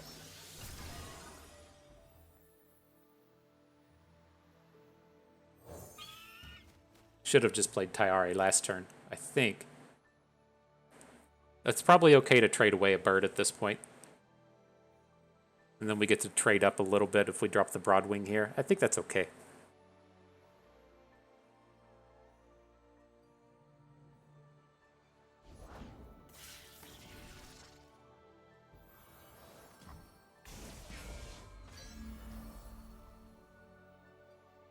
So do we drop the Broadwing? It's just a good attack.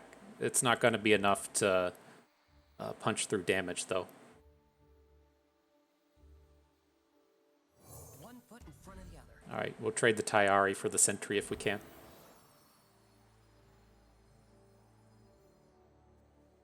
I do this.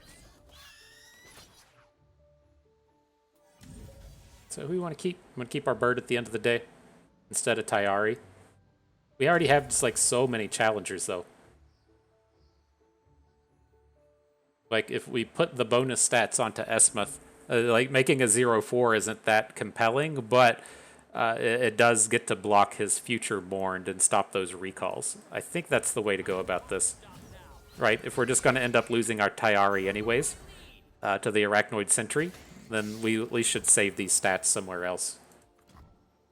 And again, I'm okay with just having the 2 challengers on the board. We lose our bird that way. I think this is fine.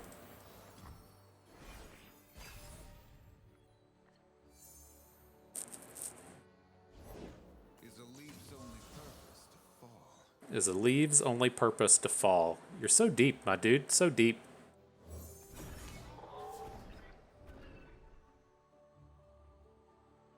Would more than happily take this hit. Not a big deal. Smell that? A fight's a cooking.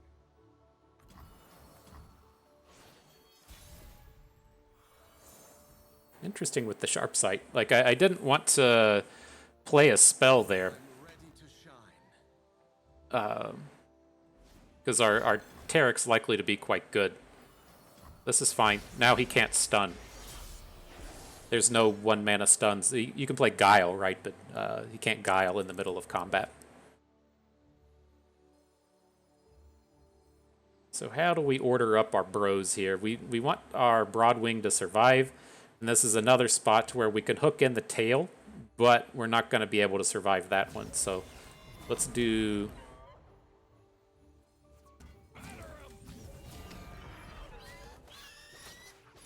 like such.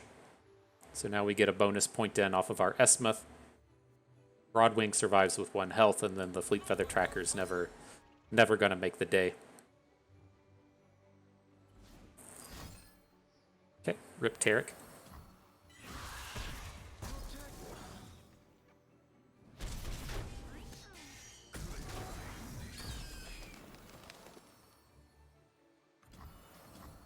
So we should be pretty well set, though, if we can pick up another big boy.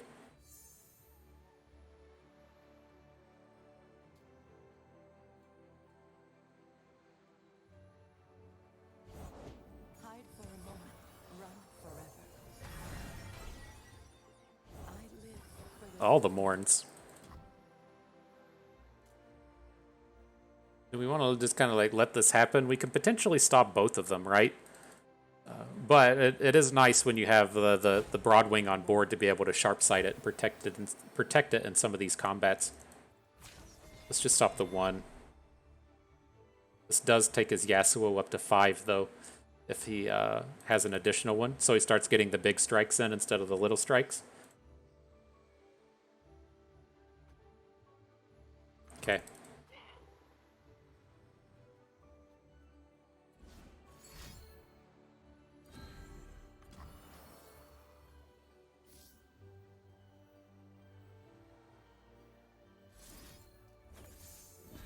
Alright. Like, I don't feel like we can lose units at this point. If we don't have to. It's... like, what's his turn going to amount to? He's just going to replay the Mourned, and then we get to make a big open attack, and ideally the Golden Aegis will be able to recover a little bit. Come in with Broadwing. Okay. He's only going to be representing damage here, but it's like if he plays Yasuo, Yasuo just kills all of our units anyways. I think this is okay. everything's easier behind a mask. Brings Thorn of the Rose. All right. Feel the sizzle.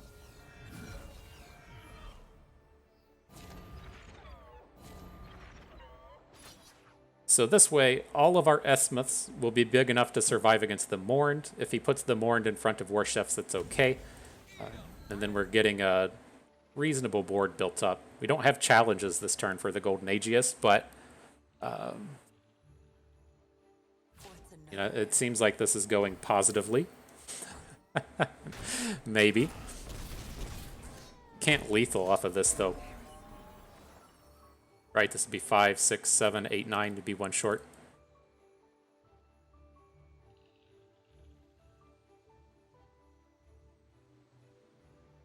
Scary card here would be like the Yasuo boat. Doesn't appear as though he has it. And I mean, this Aegeus has a lot of potential for the next turn, right? He does have Guile to kind of shut down a bit of our rally potential, but if we draw another unit and then we get to play the unit and have our Broadwing with Challenger, we should be, you know, kind of ready to face the world. Ibex is always ready to face the world. Oh, fuck. Okay. So at least some of the upside here is he's going to want to stun our Broadwing, and our Broadwing's now protected from the Yasuo strike. Like, that's the real upside that we're getting out of this turn. But it's not awesome.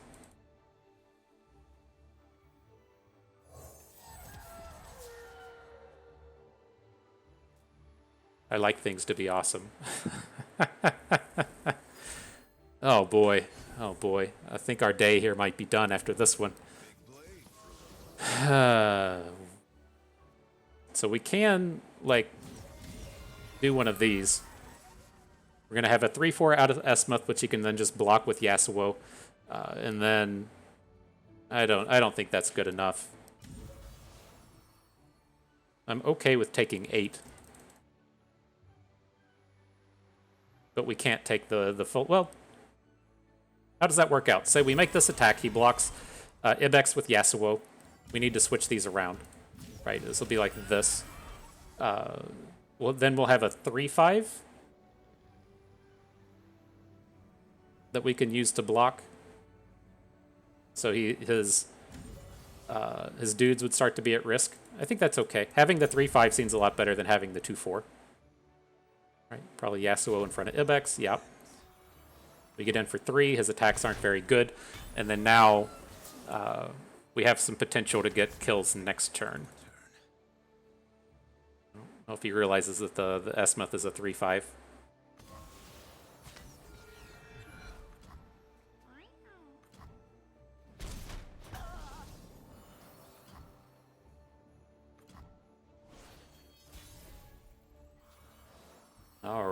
All right. Thought they said this climb would be a challenge. So if he has a stun, he's going to need to stun the Sojourners, which, you know, he's played a Concussive Palm already. We have a realistic chance this can get through. Keep going.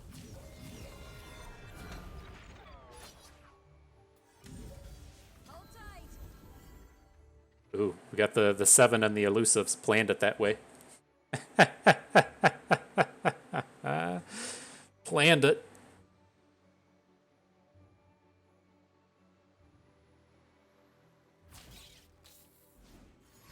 Oh, is he going to have a stun?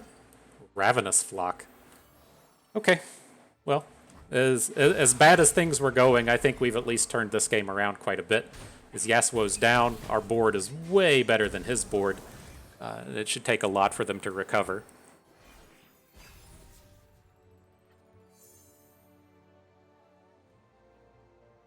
Do you know anyone by the name Laurent?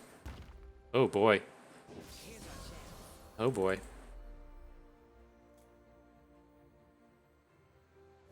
Strength and grace, beauty in display. Alright, well Yasuo's back online. We're still in a good spot to be able to kill with Esmuth, but pretty good draw in the boat. This will not take long. Disgrace.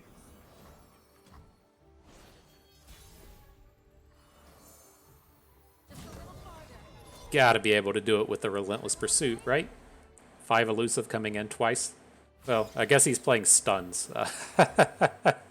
Stuns can make that a little bit more unreasonable. All right. Whew. That's tough. That's tough.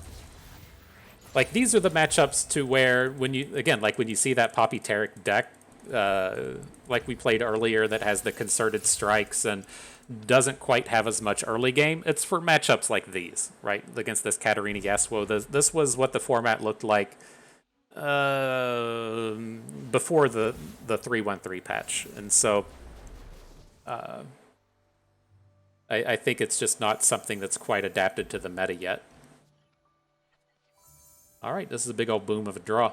Turns out Riptide Sermon can be used to kill a Yasuo as well. They do have a couple of denies and a couple of twin disciplines, but the Riptide Sermon rips right through the champion, if you will.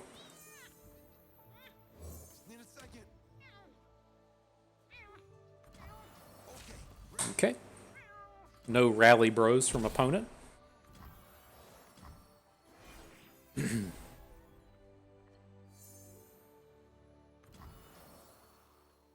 I'm gonna go with the Mirai Warden here. This is going to give us the opportunity to probably spend 3 mana next turn, right? If we pick up any 1-drop or any 2-drop, we can spend all 3 of our mana, but if we drop both of our 2s and we pick up a 2, then we don't get to play all of them. So we get to spend the full 3 now. Just want to face smash as much damage as we can, as fast as we can.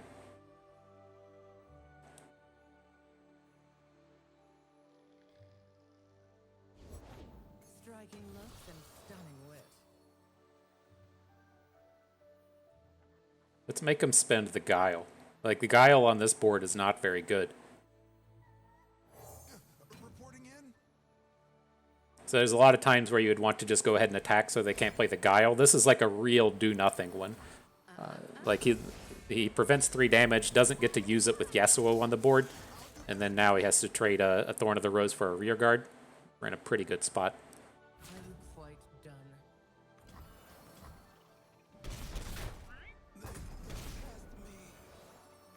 Cool.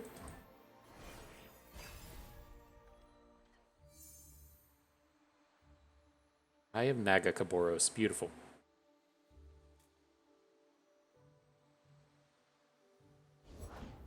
Never play fair.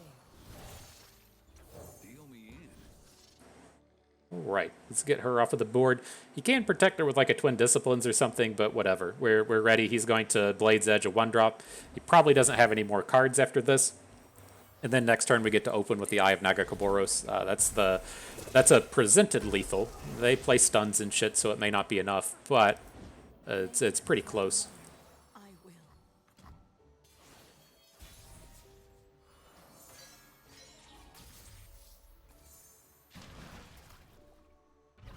I don't think they were playing barrier lifesteals, and so I'm just gonna slam them under under more normal circumstances. You would want to do a little to big style attack here, but I don't think he's playing the barrier lifesteal. Not quite worried about it.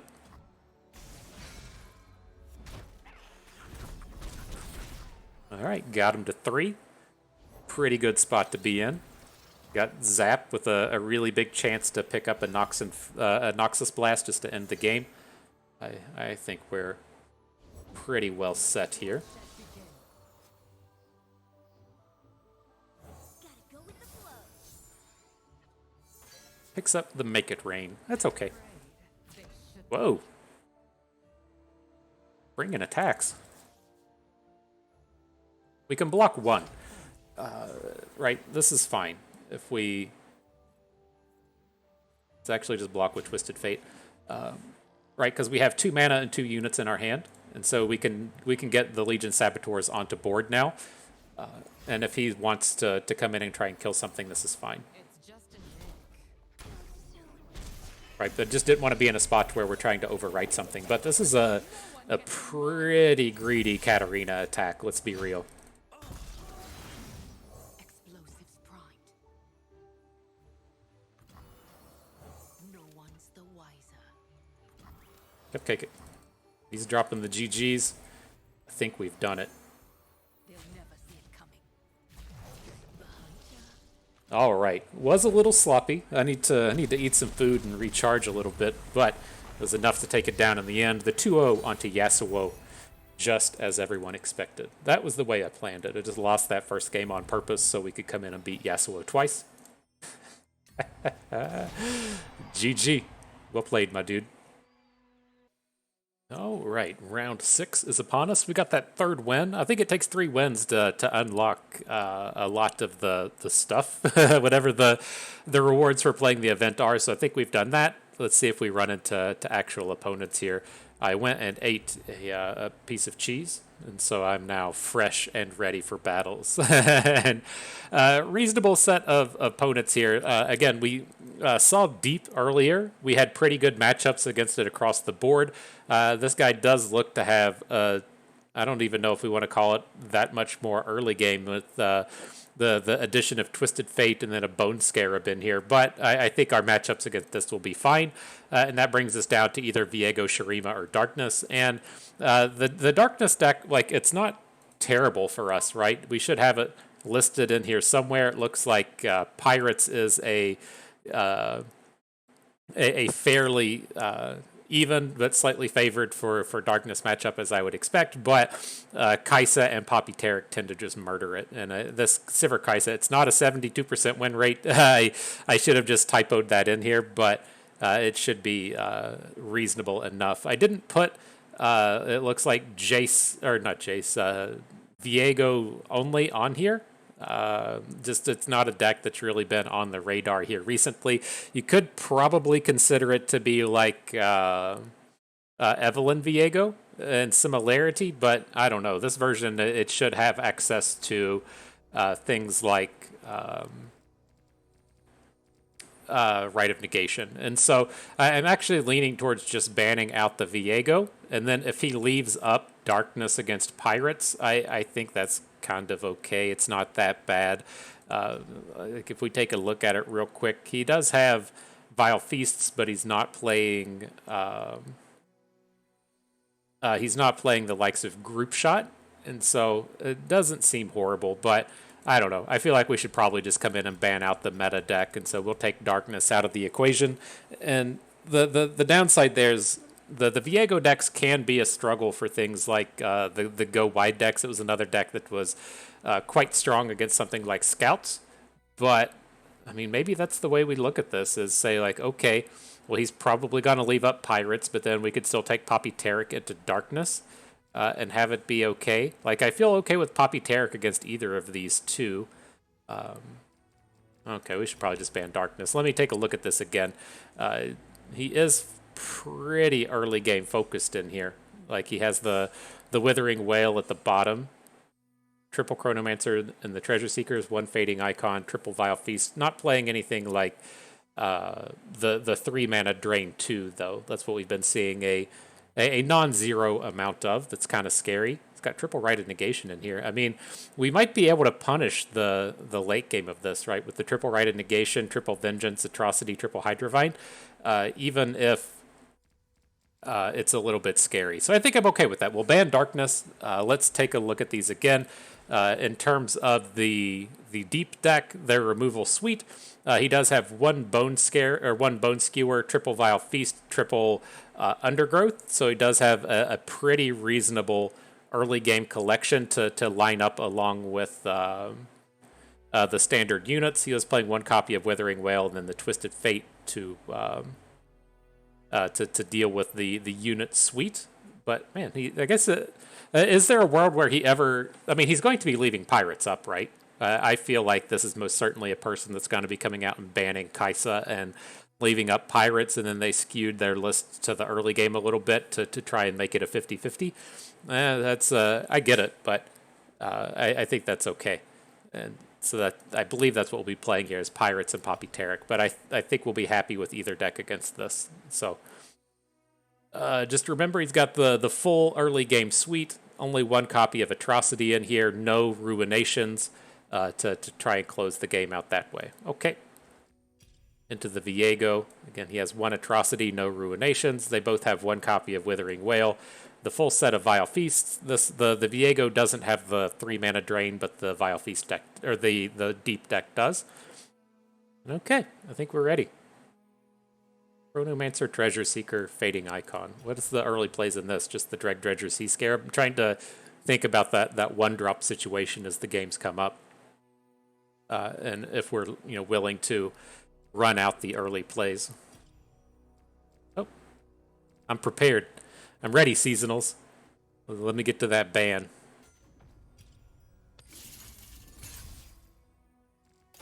All right, nice. Opponents here again. It feels like over the past few seasons, as we've run into these spots to where you've picked up your second loss and you would just get like 4 and 5 buys. I mean, the first time I played it, it was the one that they just had a real nightmare in terms of keeping the servers stable. And so it's not as crazy that people just quit then. But I feel like with the last season as well, we might have even caught a buy as soon as the thing was over, but don't exactly remember.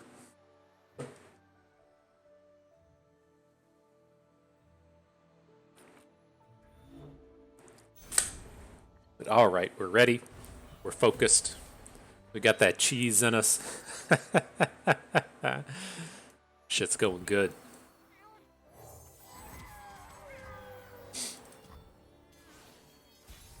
All right, and so here we'll go with the Taric. His early game plays suck. If he plays like the 2-3, then we still have a pretty fantastic attack into it. If he just has a Vile Feast or whatnot, our board is protected. That's a nice little start.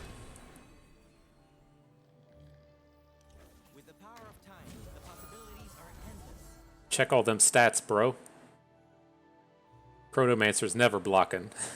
Oh, I guess it is blocking. I take that back.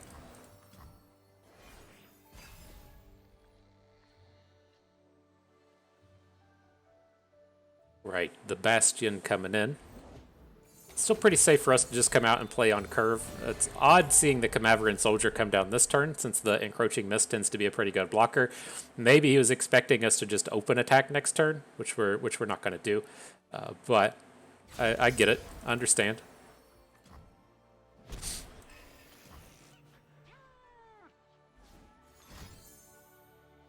Okay, makes sense. Just got 4 mana, so the Viego can't come down immediately. He'll be ready with him next turn. We pick up a Protege. I don't think we need it. I think we need to have the 2 supports on this board, so we can support both of our real units. If he brings a follow-up play here that can trade with a Taric, I think that's fine.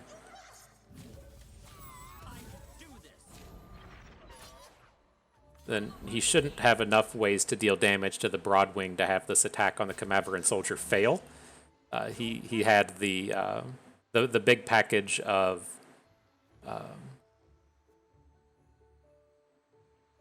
single damage pings. He didn't have the big drains. All right. He says, I fear the combat tricks, bro. I'm not losing to Ranger's Resolve today. We didn't have it, but he says I'm not getting blown out. Alright, so we got to start slamming into this Viego, though. We have a very strong opening to attack now. We'll get Protege on the board. I'm looking to just take the 6 from Viego, and then we'll put the barrier onto the Broadwing. Then we can open into Viego, or not open, but attack into Viego for a pretty big selection of damage.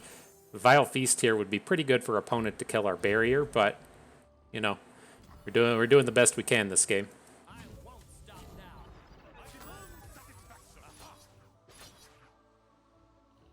You've got this.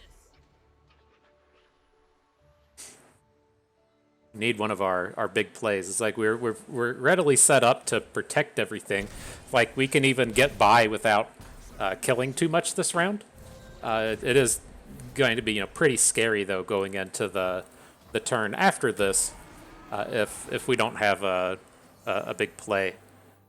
So Poppy's nice. I'm gonna go ahead and still just open. I want to take down Viego here. We need to do this in the right order. Well, do we want to actually hook him with the Broadwing? Right, if he has a way to kill off this prey, then this attack into Viego is going to fail. And I think we're pretty well set to win the game, as long as this Viego's dead. And so let's just give up the good unit. We might even be able to win the game this turn if the Broadwing kills Viego and then he plays another like really expensive play. So we'll see. All right, Viego down because right we have the rallies. So if he spends a bunch of mana, we have the opportunity to deal damage. Nothing better than an opportunity to deal damage.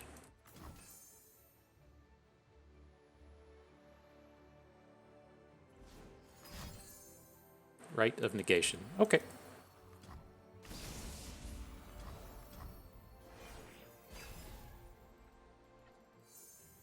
A little unfortunate, but as they say, it is what it is. And now that his, he has one atrocity, right? I'm not going to play around it. And so we'll let the Viego hit come in. The question would now be, do we bring Poppy into this board? And I think she's okay. It's another one to where if he wants to spend a vengeance onto Poppy, then he's just going to lose the game. So if he has the single atrocity, he has it. Well, I mean, I guess he only has 6 mana. That would have been another one to stop and ponder as well. So I think we're okay here. Depends on his removal, but I think we're okay.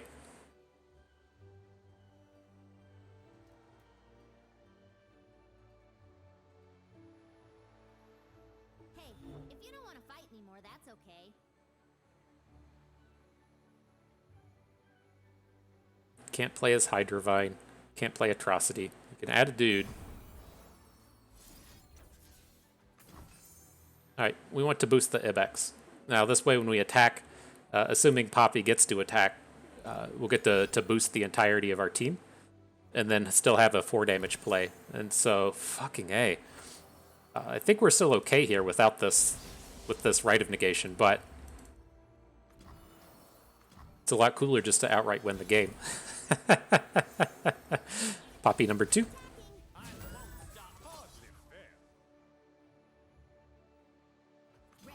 Alright, we should be good to go now that we have Bastion. Oh my god, are you fucking kidding me?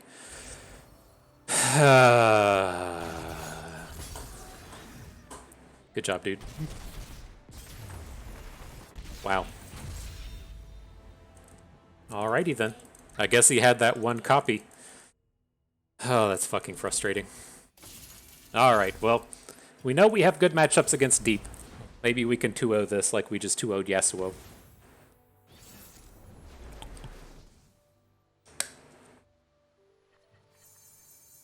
And alright, do we want to hang on to the Ranger's Resolve? It shouldn't be that strong here. I can envision some points to where we're going to get into like well, it's going to be like a turn 3 play. I think this is okay. It's just like, I don't want to lead off with the Fleet Feather Tracker and have it just get popped by a Vile Feast.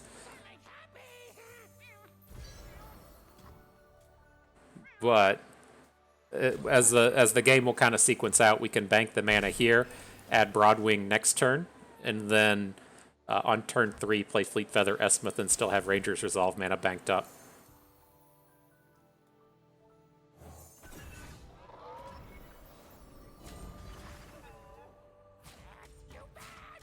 Uh-oh, big decision. He says, I take the damage, please.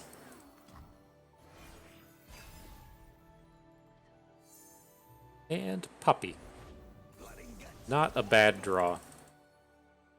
Can't interact with this Jol Hunters particularly well, but I don't want to completely skip on playing units here. If he passes it back to us at this point, I think it's okay. But like we're at a fairly risky spot if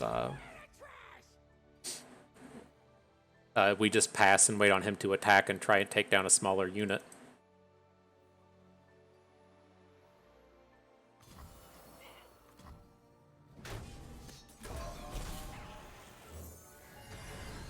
All right, and now with Poppy in the mix, we can take down the Dredgers with the Fleet Feather Tracker and have it not die. It's kind of late in the game to really like want that situation. I think we want to pivot over to just dropping Ibex, dropping Laurent Protege, and then trying to set up Poppy to be protected by Bastion.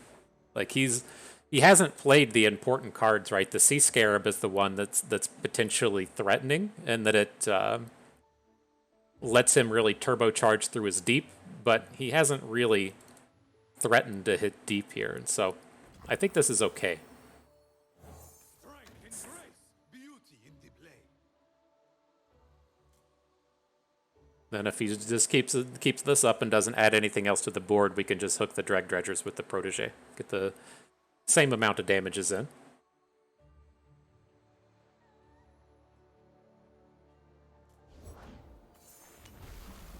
Mega Tusk. Sure.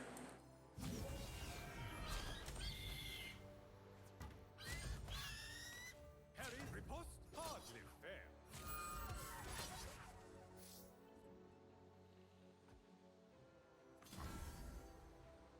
fair. We should have switched this up. I kind of half intended to play Ranger's Resolve, and then I talked myself out of it. And then once I talked myself out of it, I didn't switch our block up to where we would get the bonus stats onto Ibex. That was a little sloppy. That was my bad.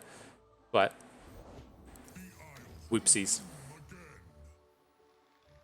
Today's the day I find that hero. All right. Oh,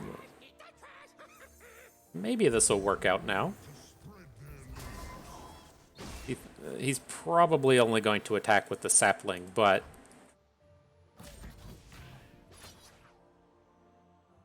okay. Plays around the Ranger's Resolve.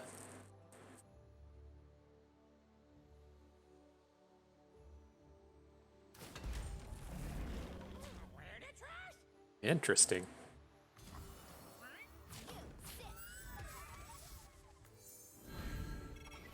All right. Well, let's clear that shit out.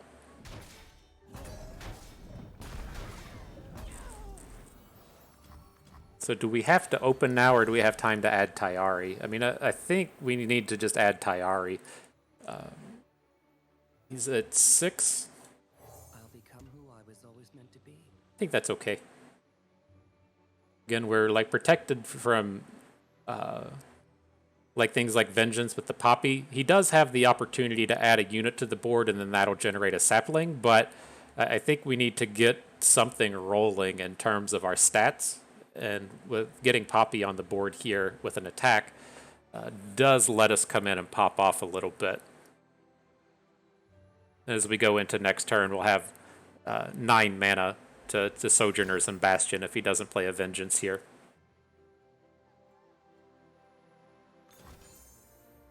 Undergrowth. Well, not as awesome, but I was hoping to counter a Vengeance so that we would get all of the mana from opponent. The amount of mana I'd like to get here is all of it. He may not realize this Undergrowth isn't going to kill the Poppy now. He does get an Ibex kill, does 2 damage to her, but she was protected from the drain. I won't stop now. You've got this. Okay, big attack coming in. He probably just has to take it and then try to get something going next turn, but we're not in a good spot, most certainly. Had to spend so much mana there. Lacking courage. Now we lose Poppy and we lose Esmuth. That's painful. Go and harvest it. Set the hooks.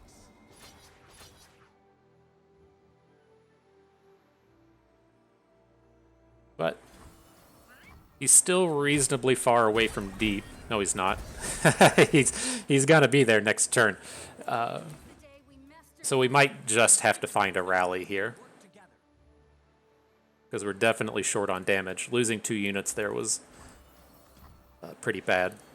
But we got a lot of rallies in our deck. Maybe we'll find one. We don't. It's just too scary to add units to the board now. Like, at least an attack like this, he has to block with Maokai. hold tight. Well, he doesn't have to. He can have a spell. But if he's going to play a Vengeance or something to get out of this, I think it's at least fairly safe. Because it's tough for him to follow up with a real unit.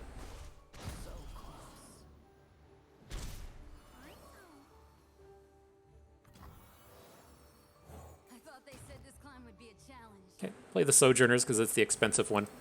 Let's see if we can't pick up a rally. Nope. Maybe one day. Maybe one day. At least he hasn't been dropping too much back on us. Like, spending the Vengeance, his hand must just be pretty full of expensive bros at this point. Like a single Abyssal Eye, sure. He's going to attack, so we'll just go ahead and start passing.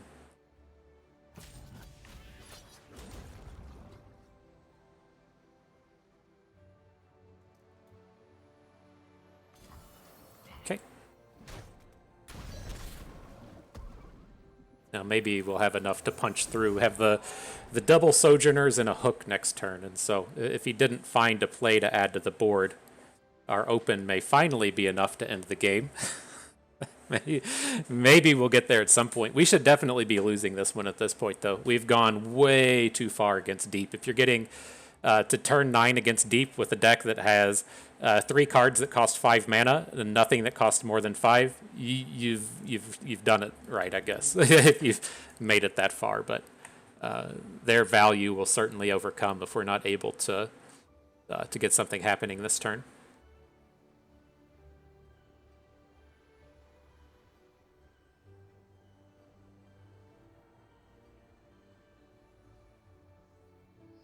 All right, he's thinking on it real hard. Deadbloom Wanderer. Okay. We can manage it. We can just hook it way off to the right.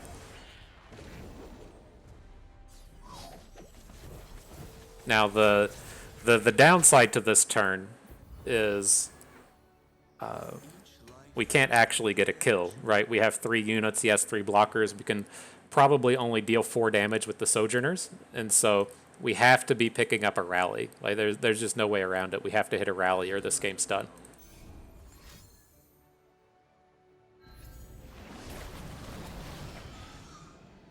Yeah, I was gonna say might even be able to play a Sea Scarab now. Okay. Well, we pick up a rally, so we're not done. So I think we need to just like swap this around a little bit and just make sure our Taric is okay, right? If we can get a second attack in, we might be able to do this. So ideally, we'll just be losing 1 unit.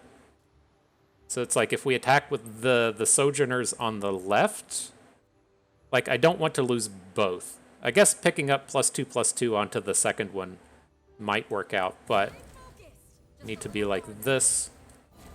Bring you in. 6/7, 7/9, and a 4/7. So we can let him block with the Deadbloom, and then everything else should be safe at this point, right? So if that's going to be the case, he's going to put his Deadbloom Wanderer in front of the Sojourners. We want to hook his biggest unit. We still survive against it with the 2 health. This blocks against the middle stuff, shouldn't be that great. Okay.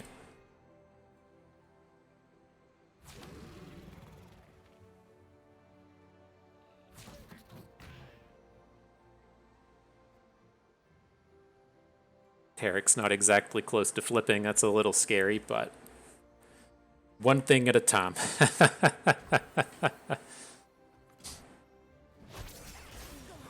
That's kind of crazy. He didn't even block the Sojourner.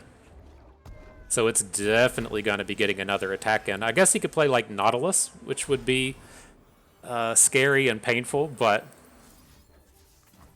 so far so good. Oh, come on. We just can't have anything go right today. Okay. Well, whatever this is, it's going to make me sad. Maybe it'll just be a withering wail.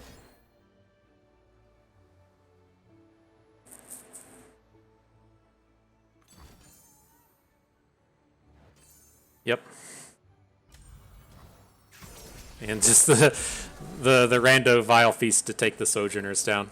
What a dumb match. All right, well that one kind of is what it is. I'm at least glad that one wasn't a relevant one. That was just what took us into the 3 wins. It would have been pretty tough for us to. We're pretty much locked out of hitting the top cut at 7-2. You have to basically be within the top 100 or so on the ladder rank to get it. My ladder rank was in the 600s, and so I wanted to see if we could push for that 7-2, but we weren't able to get there at the end. That was a pretty frustrating lineup there at the very end. Not the lineup, just the games themselves. Having the single atrocity deck pull it off there at the end with the lethal on the board, and then running into that last game where nothing went right. It's a bit frustrating to have it end like that, but kind of is what it is. I'm still pretty happy with how things have been going for us. This was our 3rd seasonals. I feel like I'm getting much more caught up and fresh with it. My kind of problem with Constructed, right? Not problem in a bad sense. I've been having a lot of fun playing Constructed, but I think we're on, this was what, Battles with Bust number like 149. I think we're about to roll into 150.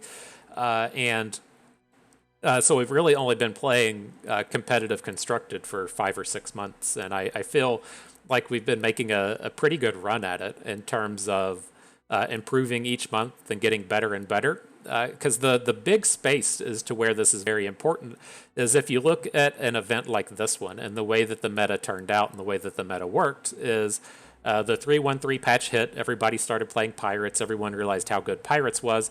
The immediate kind of reaction to Pirates was playing things like Darkness. Darkness got the chance to kind of move back into the spotlight because the format slowed down a little bit. Darkness just had no way to beat decks like Feel the Rush, right? Well, it could kind of beat Feel the Rush. I meant to say Talia Lysandra, with Talia Lysandra crushing it on like turn 6 or turn 7. Darkness needs until about turn 9 to win the game.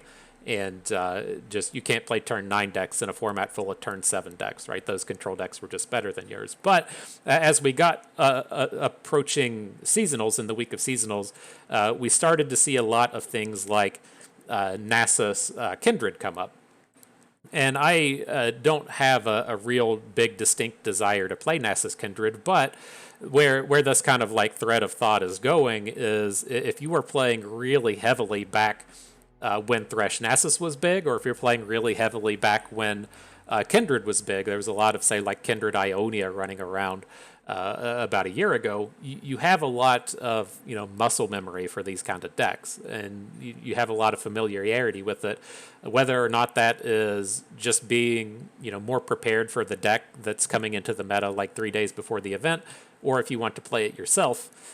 You've kind of got that memory and that knowledge that the kind of intricacies of the matchups that you need to push these matches through, I don't quite have yet. And so even with things like Pirates, I wasn't playing in the heyday of Pirates. I know the deck is a lot different now than it was in the past, but you get some of that kind of like muscle memory and knowledge and things that helps carry through. Like even in this event, when we played against the guy with Yuumi Pantheon, like I wasn't ultra confident in our knowledge of the Yuumi Pantheon match. We didn't play a ton of it, right? It was at the top of the meta right when we jumped in to playing Constructed, and so I'm a little familiar with it, but it's one of those that I missed out on its real prime before it caught some nerfs. I missed out when Pantheon was like a 4-3 or however big he started out when he was a real and true juggernaut. And so I feel pretty happy with the progress we've made up to this point.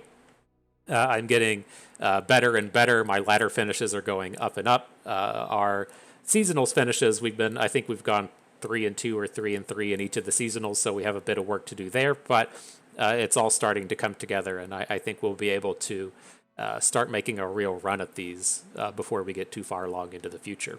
So good stuff. I had an enjoyable run here today. I hope you all enjoyed it as well. So some things with the channel as this video wraps up. I did put a bunch of Path of Champions content over on the ftpbus.com site. I wasn't posting that on YouTube because it kind of messed with the viewership of the main Battles with Bust content. I think I've got that kind of sorted out, and so I did end up posting like 40 Path of Champions videos to the main channel today. If that kind of fucked up your feed, I'm sorry. Let me know if I did that right or wrong. I'm hoping that that helps kind of delineate the constructed content I want to do every day from the Path of Champions stuff I want to do when I have free time. And so that, should be out there if that's your thing. And then the other thing is again, the Tarhita Draft Challenge is going on.